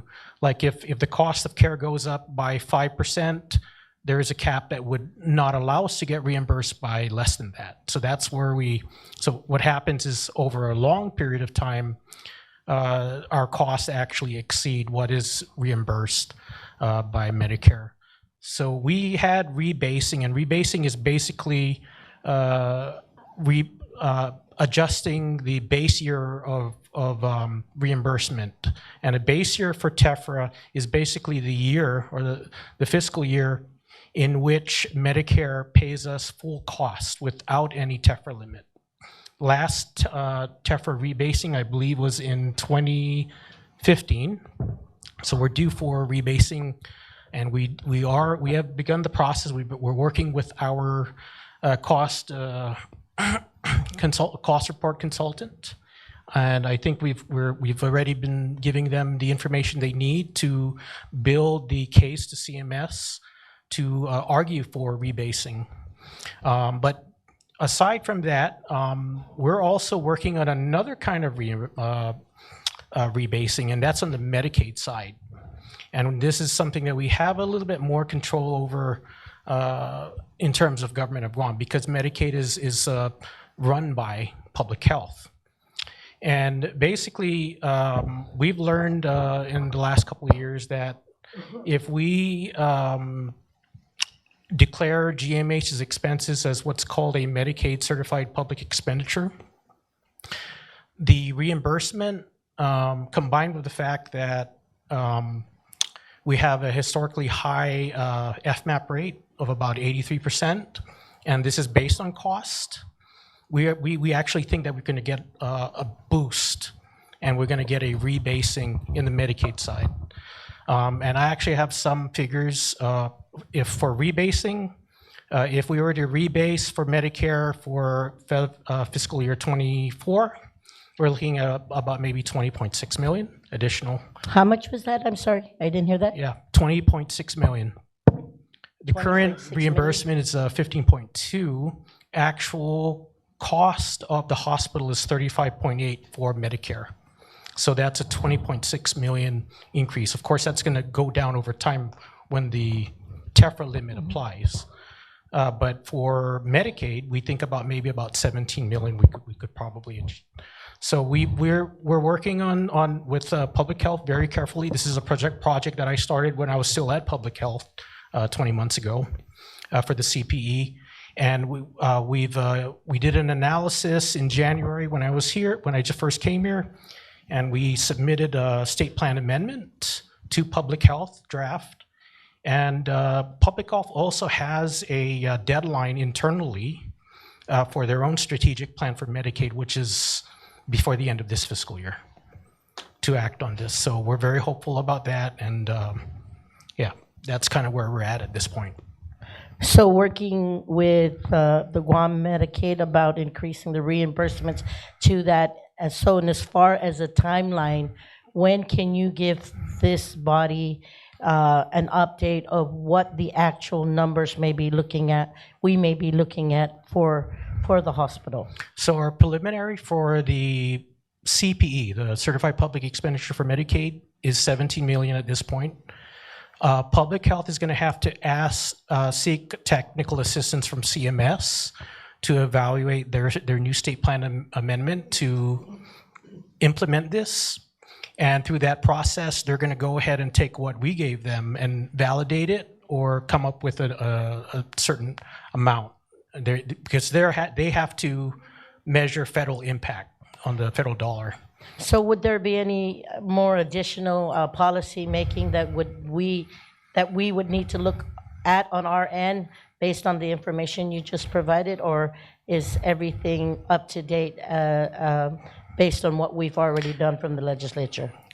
I think we're pretty much where we've pretty much been doing what we need to do at this point.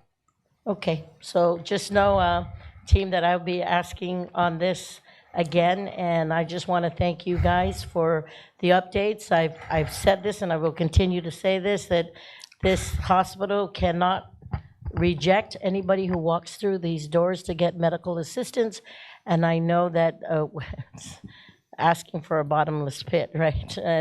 But whatever, just based on looking at the information that you've given us, even for the CIP dashboard, I think that any other resources that we can look and tap into, please don't hesitate to let us know, because I think, especially with us looking, not for taking from Peter to pay Paul, but to look for the resources that are out there that we can continue to tap into, and working with public health and the rebasing and all that's in front of us today, that we can at least look at more resources coming into Guam. I'm saying that correctly, right? Yeah. So, Madam Chair, thank you very much for giving me the opportunity to ask those two simple questions, just knowing that the previous speaker talked about another success with the harmonized code coming in and the implementation. We hope that will be signed this week, but more importantly, as we look at things to that nature, we can look at with you guys and what you guys are already doing based on the policy that we've worked on together. So thank you. Thank you very much, Madam Chair. Thank you, Dr. Uggan and team, for your for taking us today. Thank you, Senator Barnes. I had a follow-up question to what she was mentioning regarding TEFRA and whether any additional policies are required, because it was going through some of the paperwork that was sent to me, provided to me from GMH, and there was a notation of federal legislation.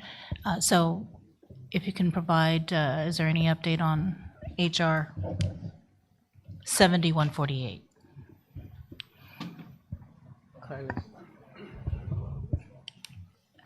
It aims to improve GMH's federal funding and reimbursement by updating TEFRA rates and enhancing emergency preparedness.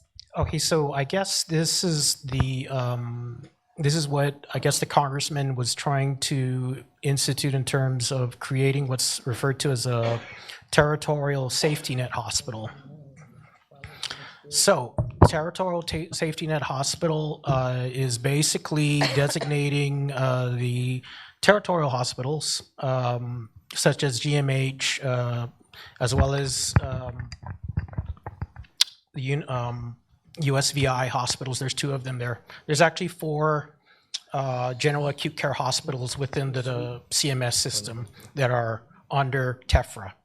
And what this legislation intends to do is, instead of having that TEFRA limit that I was talking about earlier, it would be full cost reimbursement. I know that the congressman introduced this in July of '24, and I think he needs to reintroduce it for this particular term, because I think their term ends, it restarts in January. But yeah, that's kind of what that would do at this point. And I wasn't here when it started, but our staff has been meeting with his staff to discuss this. And we've been given assurances that they're still working on it. Yeah, we actually have been meeting with the congressman, and I believe that there is something that he's waiting to be voted on. That, and also removing the cap on acute care for critical access, the bed for critical access hospital.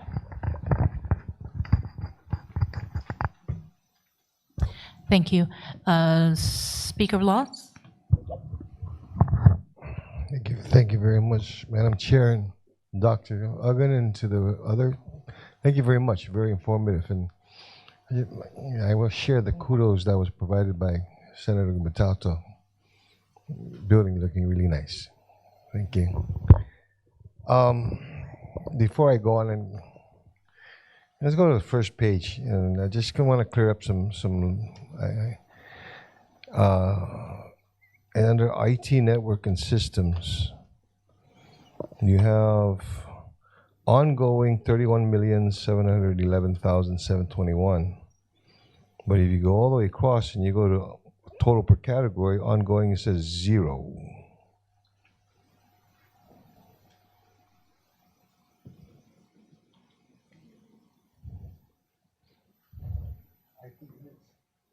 It's a formula error, Senator. A great eye speaker. We're going to talk to our planning team to see if we can update that, and we'll get you a firmed up report. So do you have the true number there? Is there anything that's pending or ongoing right Yes. now? We have 3 projects pending and 6 that are ongoing, 7 that were completed. Okay. And I focused in on that because one of the areas that I'm actually interested in is your electronic health records. And am I assuming that this is part of that process? Fits under that category? Yes. And if you reflect on page 5, at the bottom of page 5 is the IT Network Systems Infrastructure Report, and that begins the itemization of each of the specific projects that I gave you a summary count for. Okay. Okay. I'm just checking. All right. Because if I remember correctly, part of the concerns and problems that we were having is actually with your electronic health records.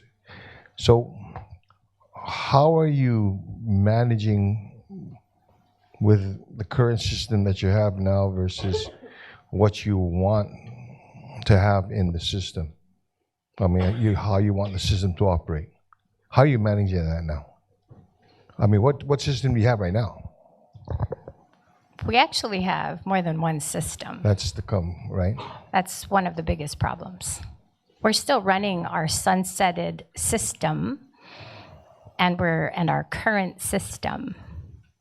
There's a lot of issues because nothing interfaces. So our staff have to open up several different systems to look at one patient. And it's the most frustrating when you're taking care of patients and you have to open the EHR of the ER, and then you open up our EHR that we currently have, and then you kind of open up another area to see everything, and then there are scanned documents it's a hot mess. What we're doing right now is, because of IS squared, we are now going to try and power up the entire building. So there are a lot of dead zones in the hospital all the way to the bedside. There are some modules in the current EHR that we could still use to try and do that barcoding system that we're talking about. While, trying to maximize what we currently have and bring in IT interface experts, someone who can look at the systems and say, you know what, you're not maximizing on this. For now, this is what you can do. Finding solutions with what we currently have and then create a roadmap for where we need to be. There are companies, so, Senator Tello Taitagui has started this AI committee, and I just came from a conference in LA. It was a high-tech conference in healthcare. And there are companies out there, lots of modern technology that can actually take all these systems and try and consolidate it into our current EHR. How we currently operate is that our sunsetted system is where our patients register. Then the other EHR that we currently have is where the physicians and nurses chart. So you can already see that if one goes down, you can't register patients. And if the other one goes down, you can't document on patients. You can't see prior notes. It's just awful. So we are hopeful that we're going to get this finance of for this EHR, because we need to move the hospital into the 21st century. We need to change the technology, and that would help with a lot of the process improvements that we need help with currently. So I guess it would be, the question I was going to ask, Nick, was the interface and interoperability between your facility and the hospital and other networks outside of the hospital. What are your plans for that? So a new EHR would allow us to have good interoperability. Currently, we can't even do that inside the hospital. Okay. Now totally off from away from there. What is your total bed capacity now?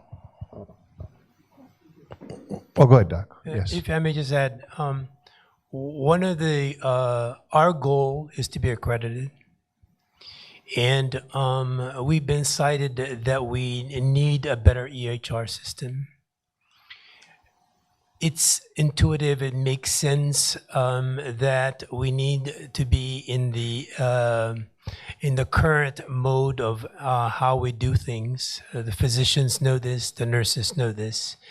How we run things in this hospital needs to be updated. So it's clear that if we're going to move ahead, if we're going to achieve accreditation, which is our desire, we need to get a new EHR. Okay, and as you had stated earlier, Doc, there was conversations with the governor on being able to find the funding for. Yes, that is our ask. Of the $31 million you've got ongoing, is any of that, will any of that money address your current EHR system, at least in trying to interface? Or is this a totally different ask for the amounts that the governor is looking for?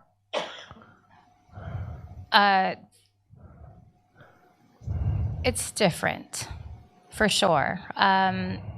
So none of this money that you've got here, that you've got pending or ongoing in your IT network systems, is to address your EHR system? The IT infrastructure upgrade is $25 million. Absolutely, I understand. Yeah, $5 million over 5 years.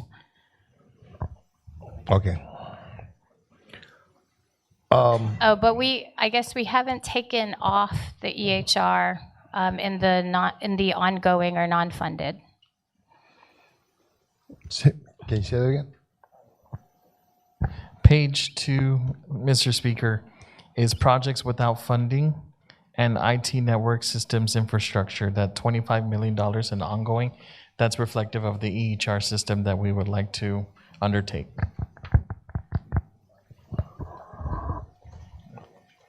Oh, the projects without funding. Okay, got it. So this is your EHR. Correct. All right. How does that affect your billing system? The billing system? Right. It doesn't. That's the problem. Yeah. I'm so sorry. I No, just no, need no, to be I very understand. honest because, we talk about the RCM and the consultant and why we're doing it now. What we've done in our budget, which you're going to see, is something that you have never seen. You only see numbers when we come to you. We come to you, we ask you for money, and we tell you, hey, we're $80 million in the hole. We're going to get 40. Can you give us another 40? But what you haven't seen is the actual revenue cycle management key performance indicators that hospitals use to benchmark against each other.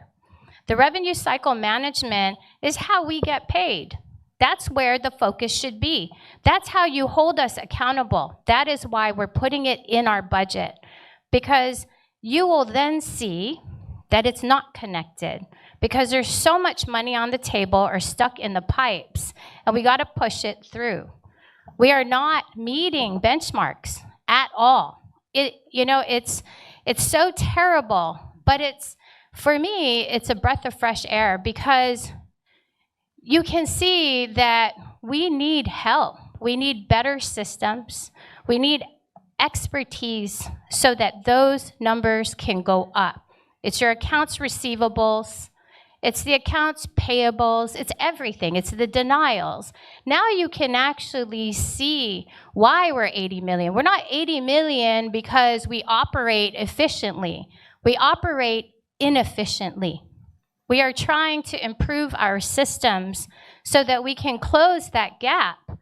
We have been, and I'm going to say this because I'm very proud of it.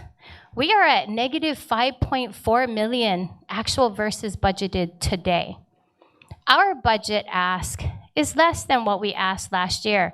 And if we do the outsourcing, it'll be even lower, much lower. The revenue cycle management, 80% of hospitals, they outsource some form of it. Guam Memorial Hospital needs to outsource the entire thing right now. We just lack the capacity. But I'm excited for you to see this.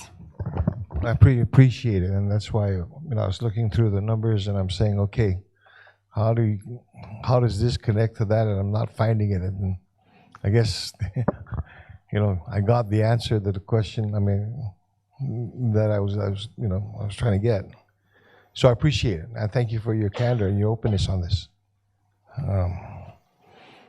I can ask the other questions later, but I want to keep it to that. Okay, it's not all doom and gloom. Okay, so thank you very much, Madam Chair. Thank you very much. Thank you, Speaker Bloss. Vice Speaker Anna?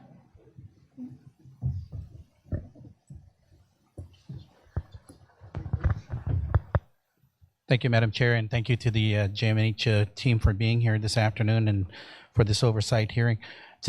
Perhaps just a couple of questions I have is that the first and foremost one is, the team that I see before us is the team, well, at least majority of you have been here this entire process and previously. What's changed that we see progress now that we haven't seen in the past?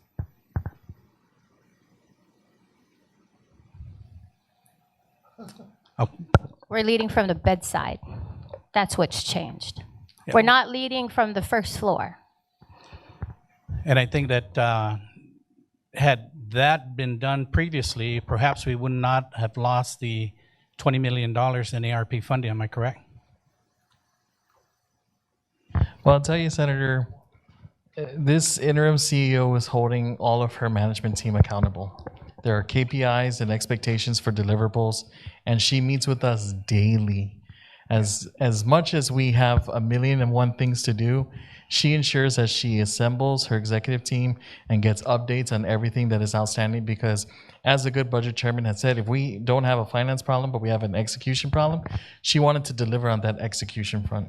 Yeah, and that's great to hear, but I wish, each individual, each one of us, right, we hold accountable ourselves. And I think had we done that previously, that $20 million would not have been lost. That's $20 million that could have been used for everything else that you guys had under CIP projects. That now is, where that money is, I'm not really sure.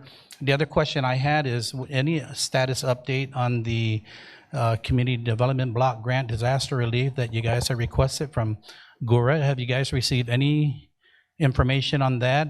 Are they looking at awarding you guys any funding, any grant funding from that fund?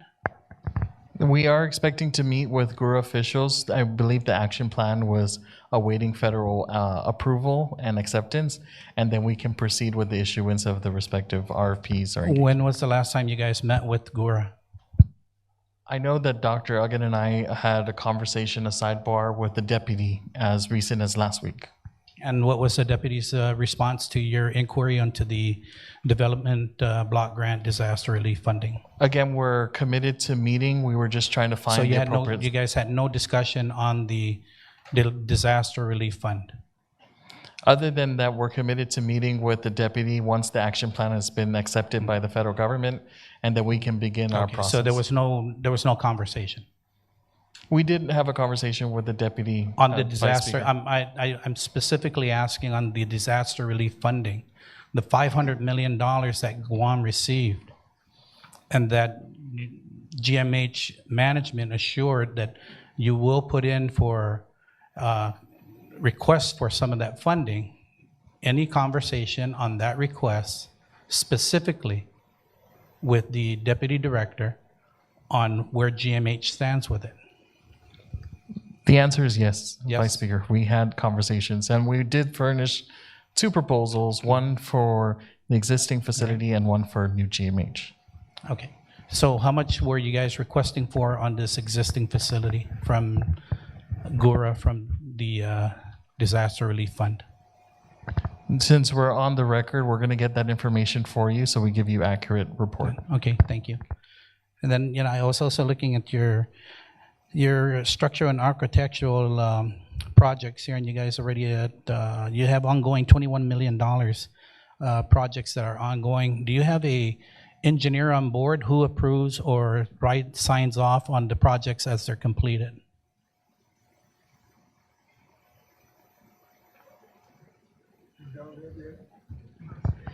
The gentleman at the far end of the table is a professional engineer, Mr. Zaldi Tugati. He's on board as our chief engineer leading with those projects. So Zaldi, you're the one that signs off on all these projects as they're completed, and you get them paid? As they invoice us, we do our rounds and make sure that the billings invoices are representative of the project status or completion. Okay, so you have a project here that's completed for $444,112.62, but yet on the category number per category, it says 0 completed. Can you tell me what project that was completed for $444,000? And how many projects does that consist of? I think we have the listing there, Jesse. Yeah, it says 444,000 completed, but 0 on the indicator of number of projects completed. So we have the following projects that are listed as ongoing and then completed. We have, and it kind of breaks, Vice Speaker, between pages 4 and 5. So I can report on, let me pass it to Ron. I was looking at page 1. Oh. Yeah, if you look at page 1. Page 1 will provide the summary, and then... Yeah, but it says 0 completed. You have 444,000 completed. Right. But it says 0? Yeah, so again, it was a formula error, but the actual amount of completed for structural and architectural is 4. All right. Because Zadi, you're the one that signs off on all the projects, right? Even on structural projects? Yes. Yes. All right. And so are you the engineer? Are you an engineer by profession? I'm a registered civil engineer, sir. All right. Yeah. I just want to make sure because, you know, GDOE, they have a lot of structural projects going on, but they don't have a structural engineer or that's signing off on their projects. And I just want to make sure that any projects that you guys have that, you know, we know what's going on and you know what's going on, right? So that you can know that the value for that we're getting out of the contractors is what we're paying for, right? Taxpayers. Well, we do have project plans and specification done by our A&E, so we go by that and follow through as we proceed with the project. All right, thank you. Then also on, you guys have a project listing here for vehicles, and I noticed that you guys have 2 non-emergency vehicles that have been procured, and one was delivered and one is pending delivery. Is that correct? We received the second transport vehicle, and while we were doing the exterior walkthrough with the senator groups that were able to join us, we pointed out to the most recent acquisition. Have GMH always had 2 transport vehicles or only 1 transport vehicle in the past? We had 2, we procured 2 additional, we brought our fleet up to 4. So you brought your fleet up to 4, and how much transport do you guys, how much transporting do you guys do every month, For patients, we transport about 10 to 12 patients a day, and that's 24/7. Right. And this is back and forth to whether it be skilled nursing unit, skilled nursing, or for MRI, right. Okay. transfers to a different facility like Naval Hospital, GRMC, also to clinics. All right. And then of your medical equipment, I noticed you guys have procured 80 medical surgical beds, and you're awaiting pending arrival of that equipment. When is that arriving? Is that the one that's on 2 weeks, or? No, that's a different one? Okay. No, we are waiting for the vendor to confirm the ETA when that container will be loaded and on its way to Guam. So when was these medical beds purchased?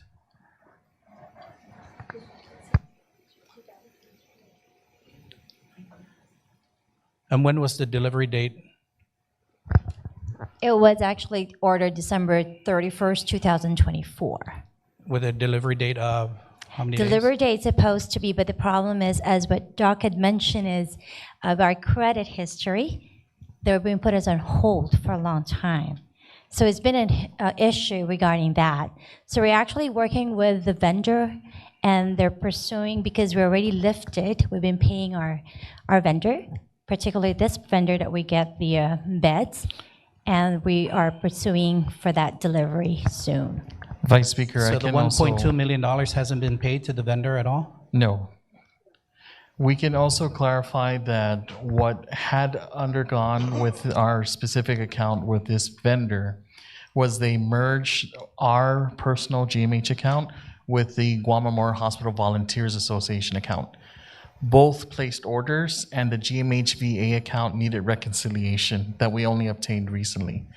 I don't know why they did that, but after we clarified that we're 2 separate entities, they were able to release the credit hold on our organization and therefore release the equipment.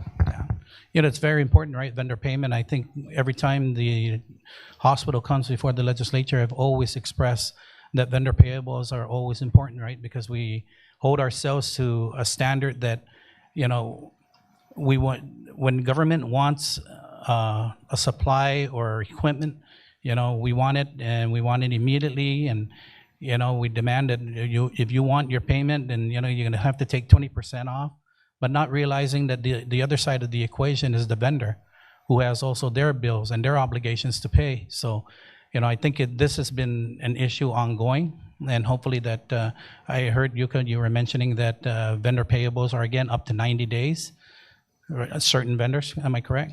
Hopefully we'll be able to get that down again and start paying our vendors periodically on time, and hopefully that I mean, when we want our equipment, we ask them for a 20% discount. Let's not wait for the vendors to turn around and say, well, it's going to cost you 20 and 30% more to get your equipment and supplies. Thank you, Madam Chair. Thank you, Vice Speaker. Senator San Augustine.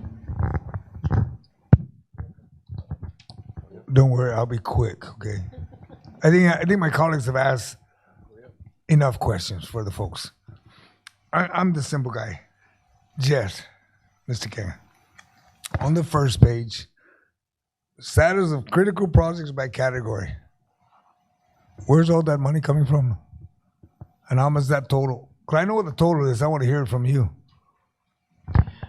The next set of information is status by funding source. And there you'll see the total based on each of the subject legislation that was afforded to. I'll be when it says next status of projects by funding source, right? Okay, I see all the public laws. I'm asking what you have on the first part of page 1. What is the total amount in that first status of critical projects by category? What's the total value? If you're looking for it, I'll tell you it's 93 million. Okay, that you should have had in the bottom. And that's not an IT glitch, okay? That's simple. You should know that, okay? And the reason why I'm concerned is because before you can go to the next project, maybe if you, the TJ, just make it flow. It makes it easier so Dr. Ogden can say, where's this? And then, as my colleagues brought up, you go to your vendors. There's somebody has to certify the money's there, right? Before you cut. So who signs that? I'm not going to look down there where I know that she's right there. You sign off that there's funds, and then you're 90 days behind in paying. If you say you have money to pay when you cut a contract, then pay it. And if there's a glitch, then, pull the handbrake and say, legislature, governor, por favor, help us because it's about the patients. You said it, Doc. You're working from the bedside, not from the first floor. I'm saying you need to pay for all these projects. Well, por favor, give us the money to pay it. So it gets done. So there's not a 90-day. Because I know that you mentioned earlier it's $40 million you got. You were able to get ahead. Now you're looking at you need another $40 million to get ahead. Pura, get ahead. The other section here was that another project here listing. Projects without funding. How much is that? 36 million. So they mentioned that the governor is supposedly going to try to find you 25 of that. Is there another source that you can get?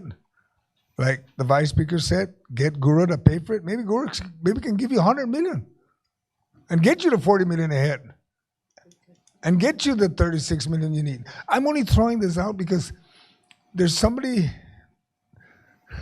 Guru is available. Por favor, knock on their front door, knock on their back door, knock on their window, say, hey, can you help us?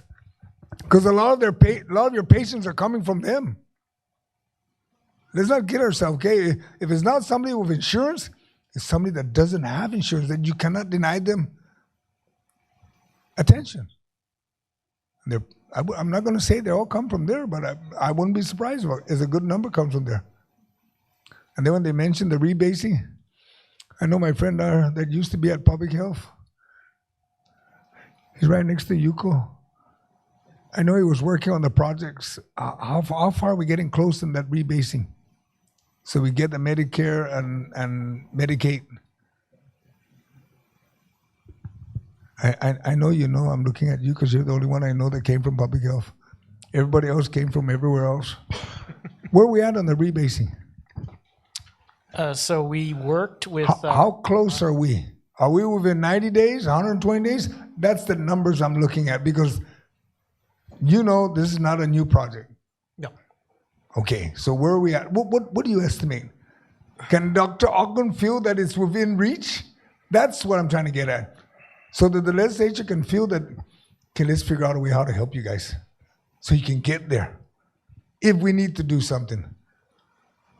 Because that's the role that we're supposed to play. We're supposed to play with policies. to help you get to where you need to go. So how many days you looking at? Because I know at Public Health you work on it for years.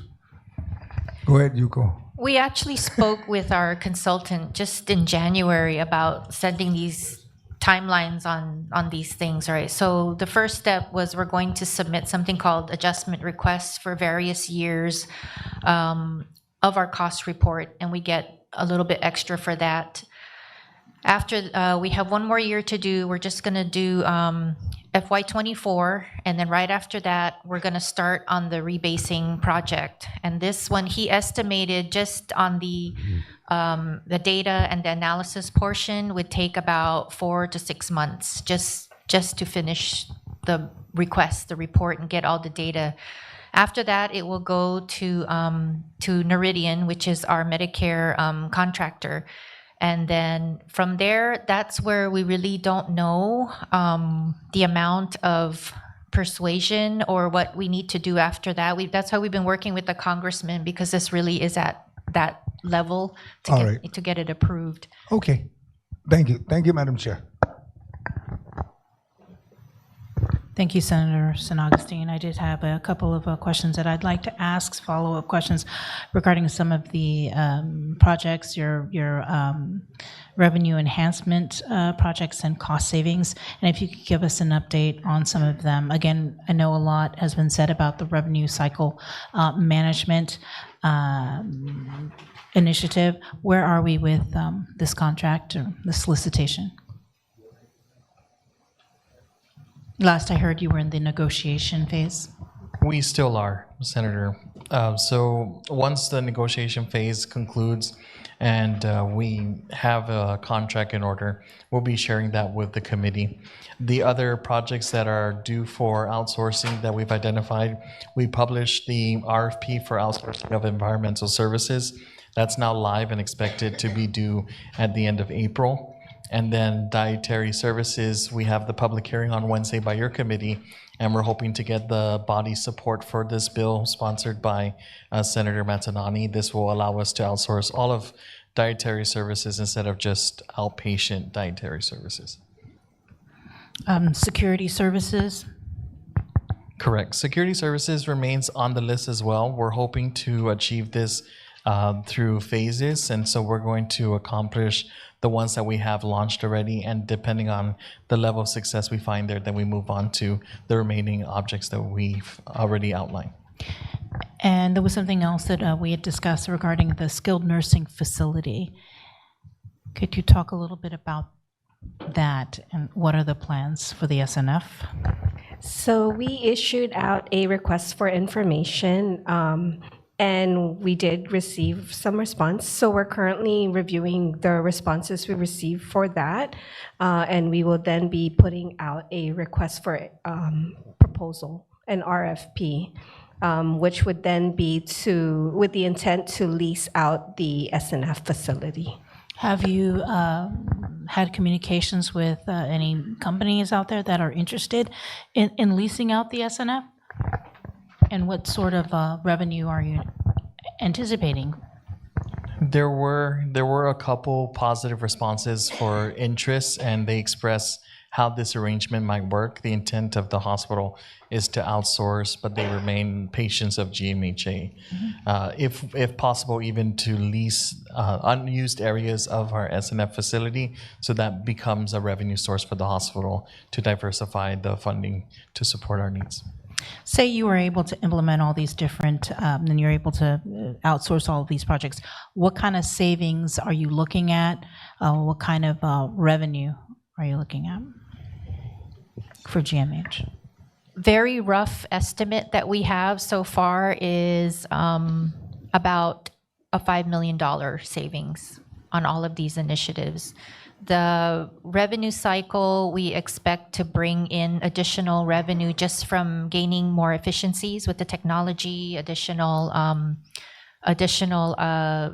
people, additional help would probably be about $12 million a year. And then on the skilled nursing facility, it really just depends on what we negotiate with the person if they want to lease the whole thing, take over whatever skilled nursing services we're offering. We just roughly estimated that at about $2 million in rental costs, but we're just not sure at this point, but we really wanted to just put some numbers in there just to make it sound feasible, because this is going to be bringing in revenue. Right now, we have a lot of expenses up there, so this would be a engagement just to relieve us of some of those expenses. You mentioned the RCM. It could bring, if you outsource that completely, you're looking at potentially $12 million, right, in revenue? That's Is just that what you said? estimating at $1 million a month, which is something that we hope that with better denial management processes. Right now, denials are not being handled by people. They're being handled by technology as it comes in. That's what we'd love to implement. That means if a denial comes in today, a routine denial, it will go back and be appealed in the same day, which means we're going to get paid a lot faster. We're not going to lose so many days waiting for that appeal to be resolved and for us to get paid. So that's one of the things that we really want to implement with the RCM. So let me just ask you this then. If we don't implement and we don't outsource this revenue cycle management program, just today, how much are you losing based on what you have right now? What you're using right now, what you're doing right now, everything manually, everything coded in with, by hand? Well, we estimated the $12 million impossible increased revenue. That's an estimate. So I think we can use that number as the estimate, but just the sheer volume of claims we have to process, all the manual processes, we're losing people. People are leaving. We've lost coders. We've lost some billers. So that also decreases our capacity, and people are burning out. They're working overtime just to get claims out. So it's not just about getting more revenue, but it's about being more efficient, and that brings the cash in a lot faster. Okay. My final question really is for you, and maybe even for anybody that's here watching this, employees, staff, and if you would like to say something, please come up and we'll give you a microphone, because I think we need to hear from you if you came here, and you wanted to speak. Because this is your hospital, this is the people of Guam's hospital. So if anybody that's here that's been watching and you work here at GMH, or you don't work here at GMH and want to talk about the state of the hospital, please come forward. We will bring a microphone to you if you would like to say anything.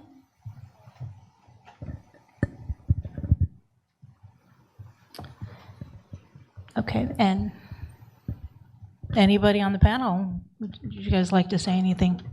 Final remarks? Maybe last words, I don't know. The senator asked the question of what's the difference or what's changed. And I can tell you that I've been here since started my practice here in '95. So I've been here for 31 years. In the 31 years that I've been in practice here at GMH, we've never had administrators that are not only physicians but also practice, so that we know what boots on the ground is, basically.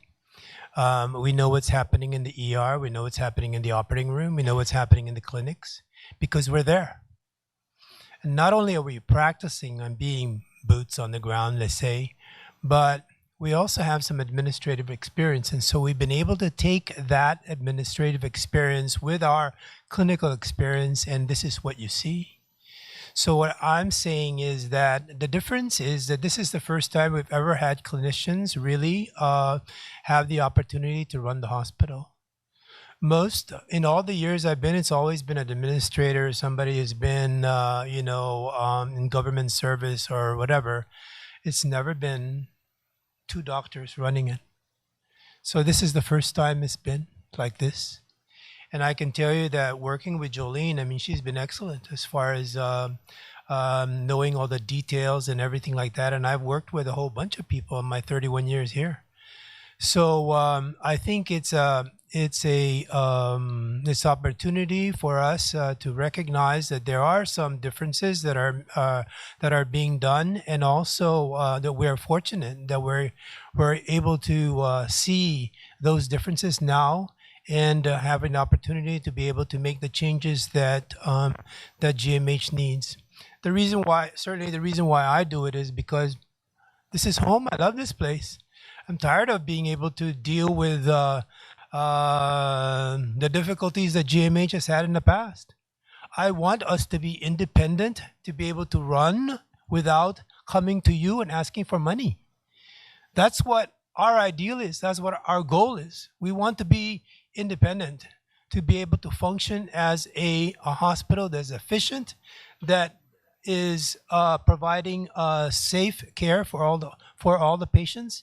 And not only that, but the best care. We want the best care. That's what we're striving for. Thank you. Madam Chair, if I just have one follow-up question, just one, has to do with billing. And this comes from a constituent. So they received a bill from Guam Memorial Hospital, a bill that had to do with care they received about 7 years ago. And what had happened was Guam, they have insurance, they have, and what happened was from what they gather is that the hospital did not provide the billing to the insurance company in time. So there is, from what I gather, a 90-day period in which you're supposed to bill the insurance company. And then after that, if you don't get that billing to the insurance company, then you find the patient who is paid premiums every month for insurance, healthcare, you find that patient to cover the cost. So what happens in situations like that where GMH did not get the billing in time to the insurance company to pay for their services? We're not allowed to bill the patient if we did not submit the bill to the insurance company. That becomes the hospital's loss, we don't go after the patient. Okay, Yeah. I'll have them come see you. And if you can just, that's fine, I'll have or them come share see you. details with me, I can look into it. Absolutely. Thank you for that. Thank you. Thank you, Senator Tadegui. Anybody else want to, Dr. Jolene, did you want to have a closing statement or anything like that? I actually had an opening statement. Had a whole opening statement, and really it was kind of itemized everybody, but I really just want to say thank you to the 38th Guam Legislature for all of the support that you've given to the hospital, definitely to our oversight chair. She has met with us weekly, monthly, has been in and out of the hospital, has toured, and has really given us the opportunity to explain ourselves. One of the things that we do now, as Jesse has expressed, is we do meet every single day, and we have something called a CEO tracker. And it's something that I use to keep us accountable, and we share that with our chair. And keep her updated so that you all know what we're doing. We try to send as many pictures, but just the amount of support that we've had, we want to say thank you. Thank you so much. We are in a better place because of you. Thank you. Thank you, Dr. Uggan, and thank you to your management team, and thank you to the employees, staff here at the Guam Memorial Hospital, even our AV team for putting up with some of our wild ideas on how to hold this oversight hearing and go through Zoom. Thank you so much. Before we go, I did want to ask if you could please provide an updated spreadsheet with the correct information. I appreciate that. And that concludes the oversight hearing for the Committee on Health and Veterans Affairs. The time is now 4:31 in the afternoon. Thank you. Okay.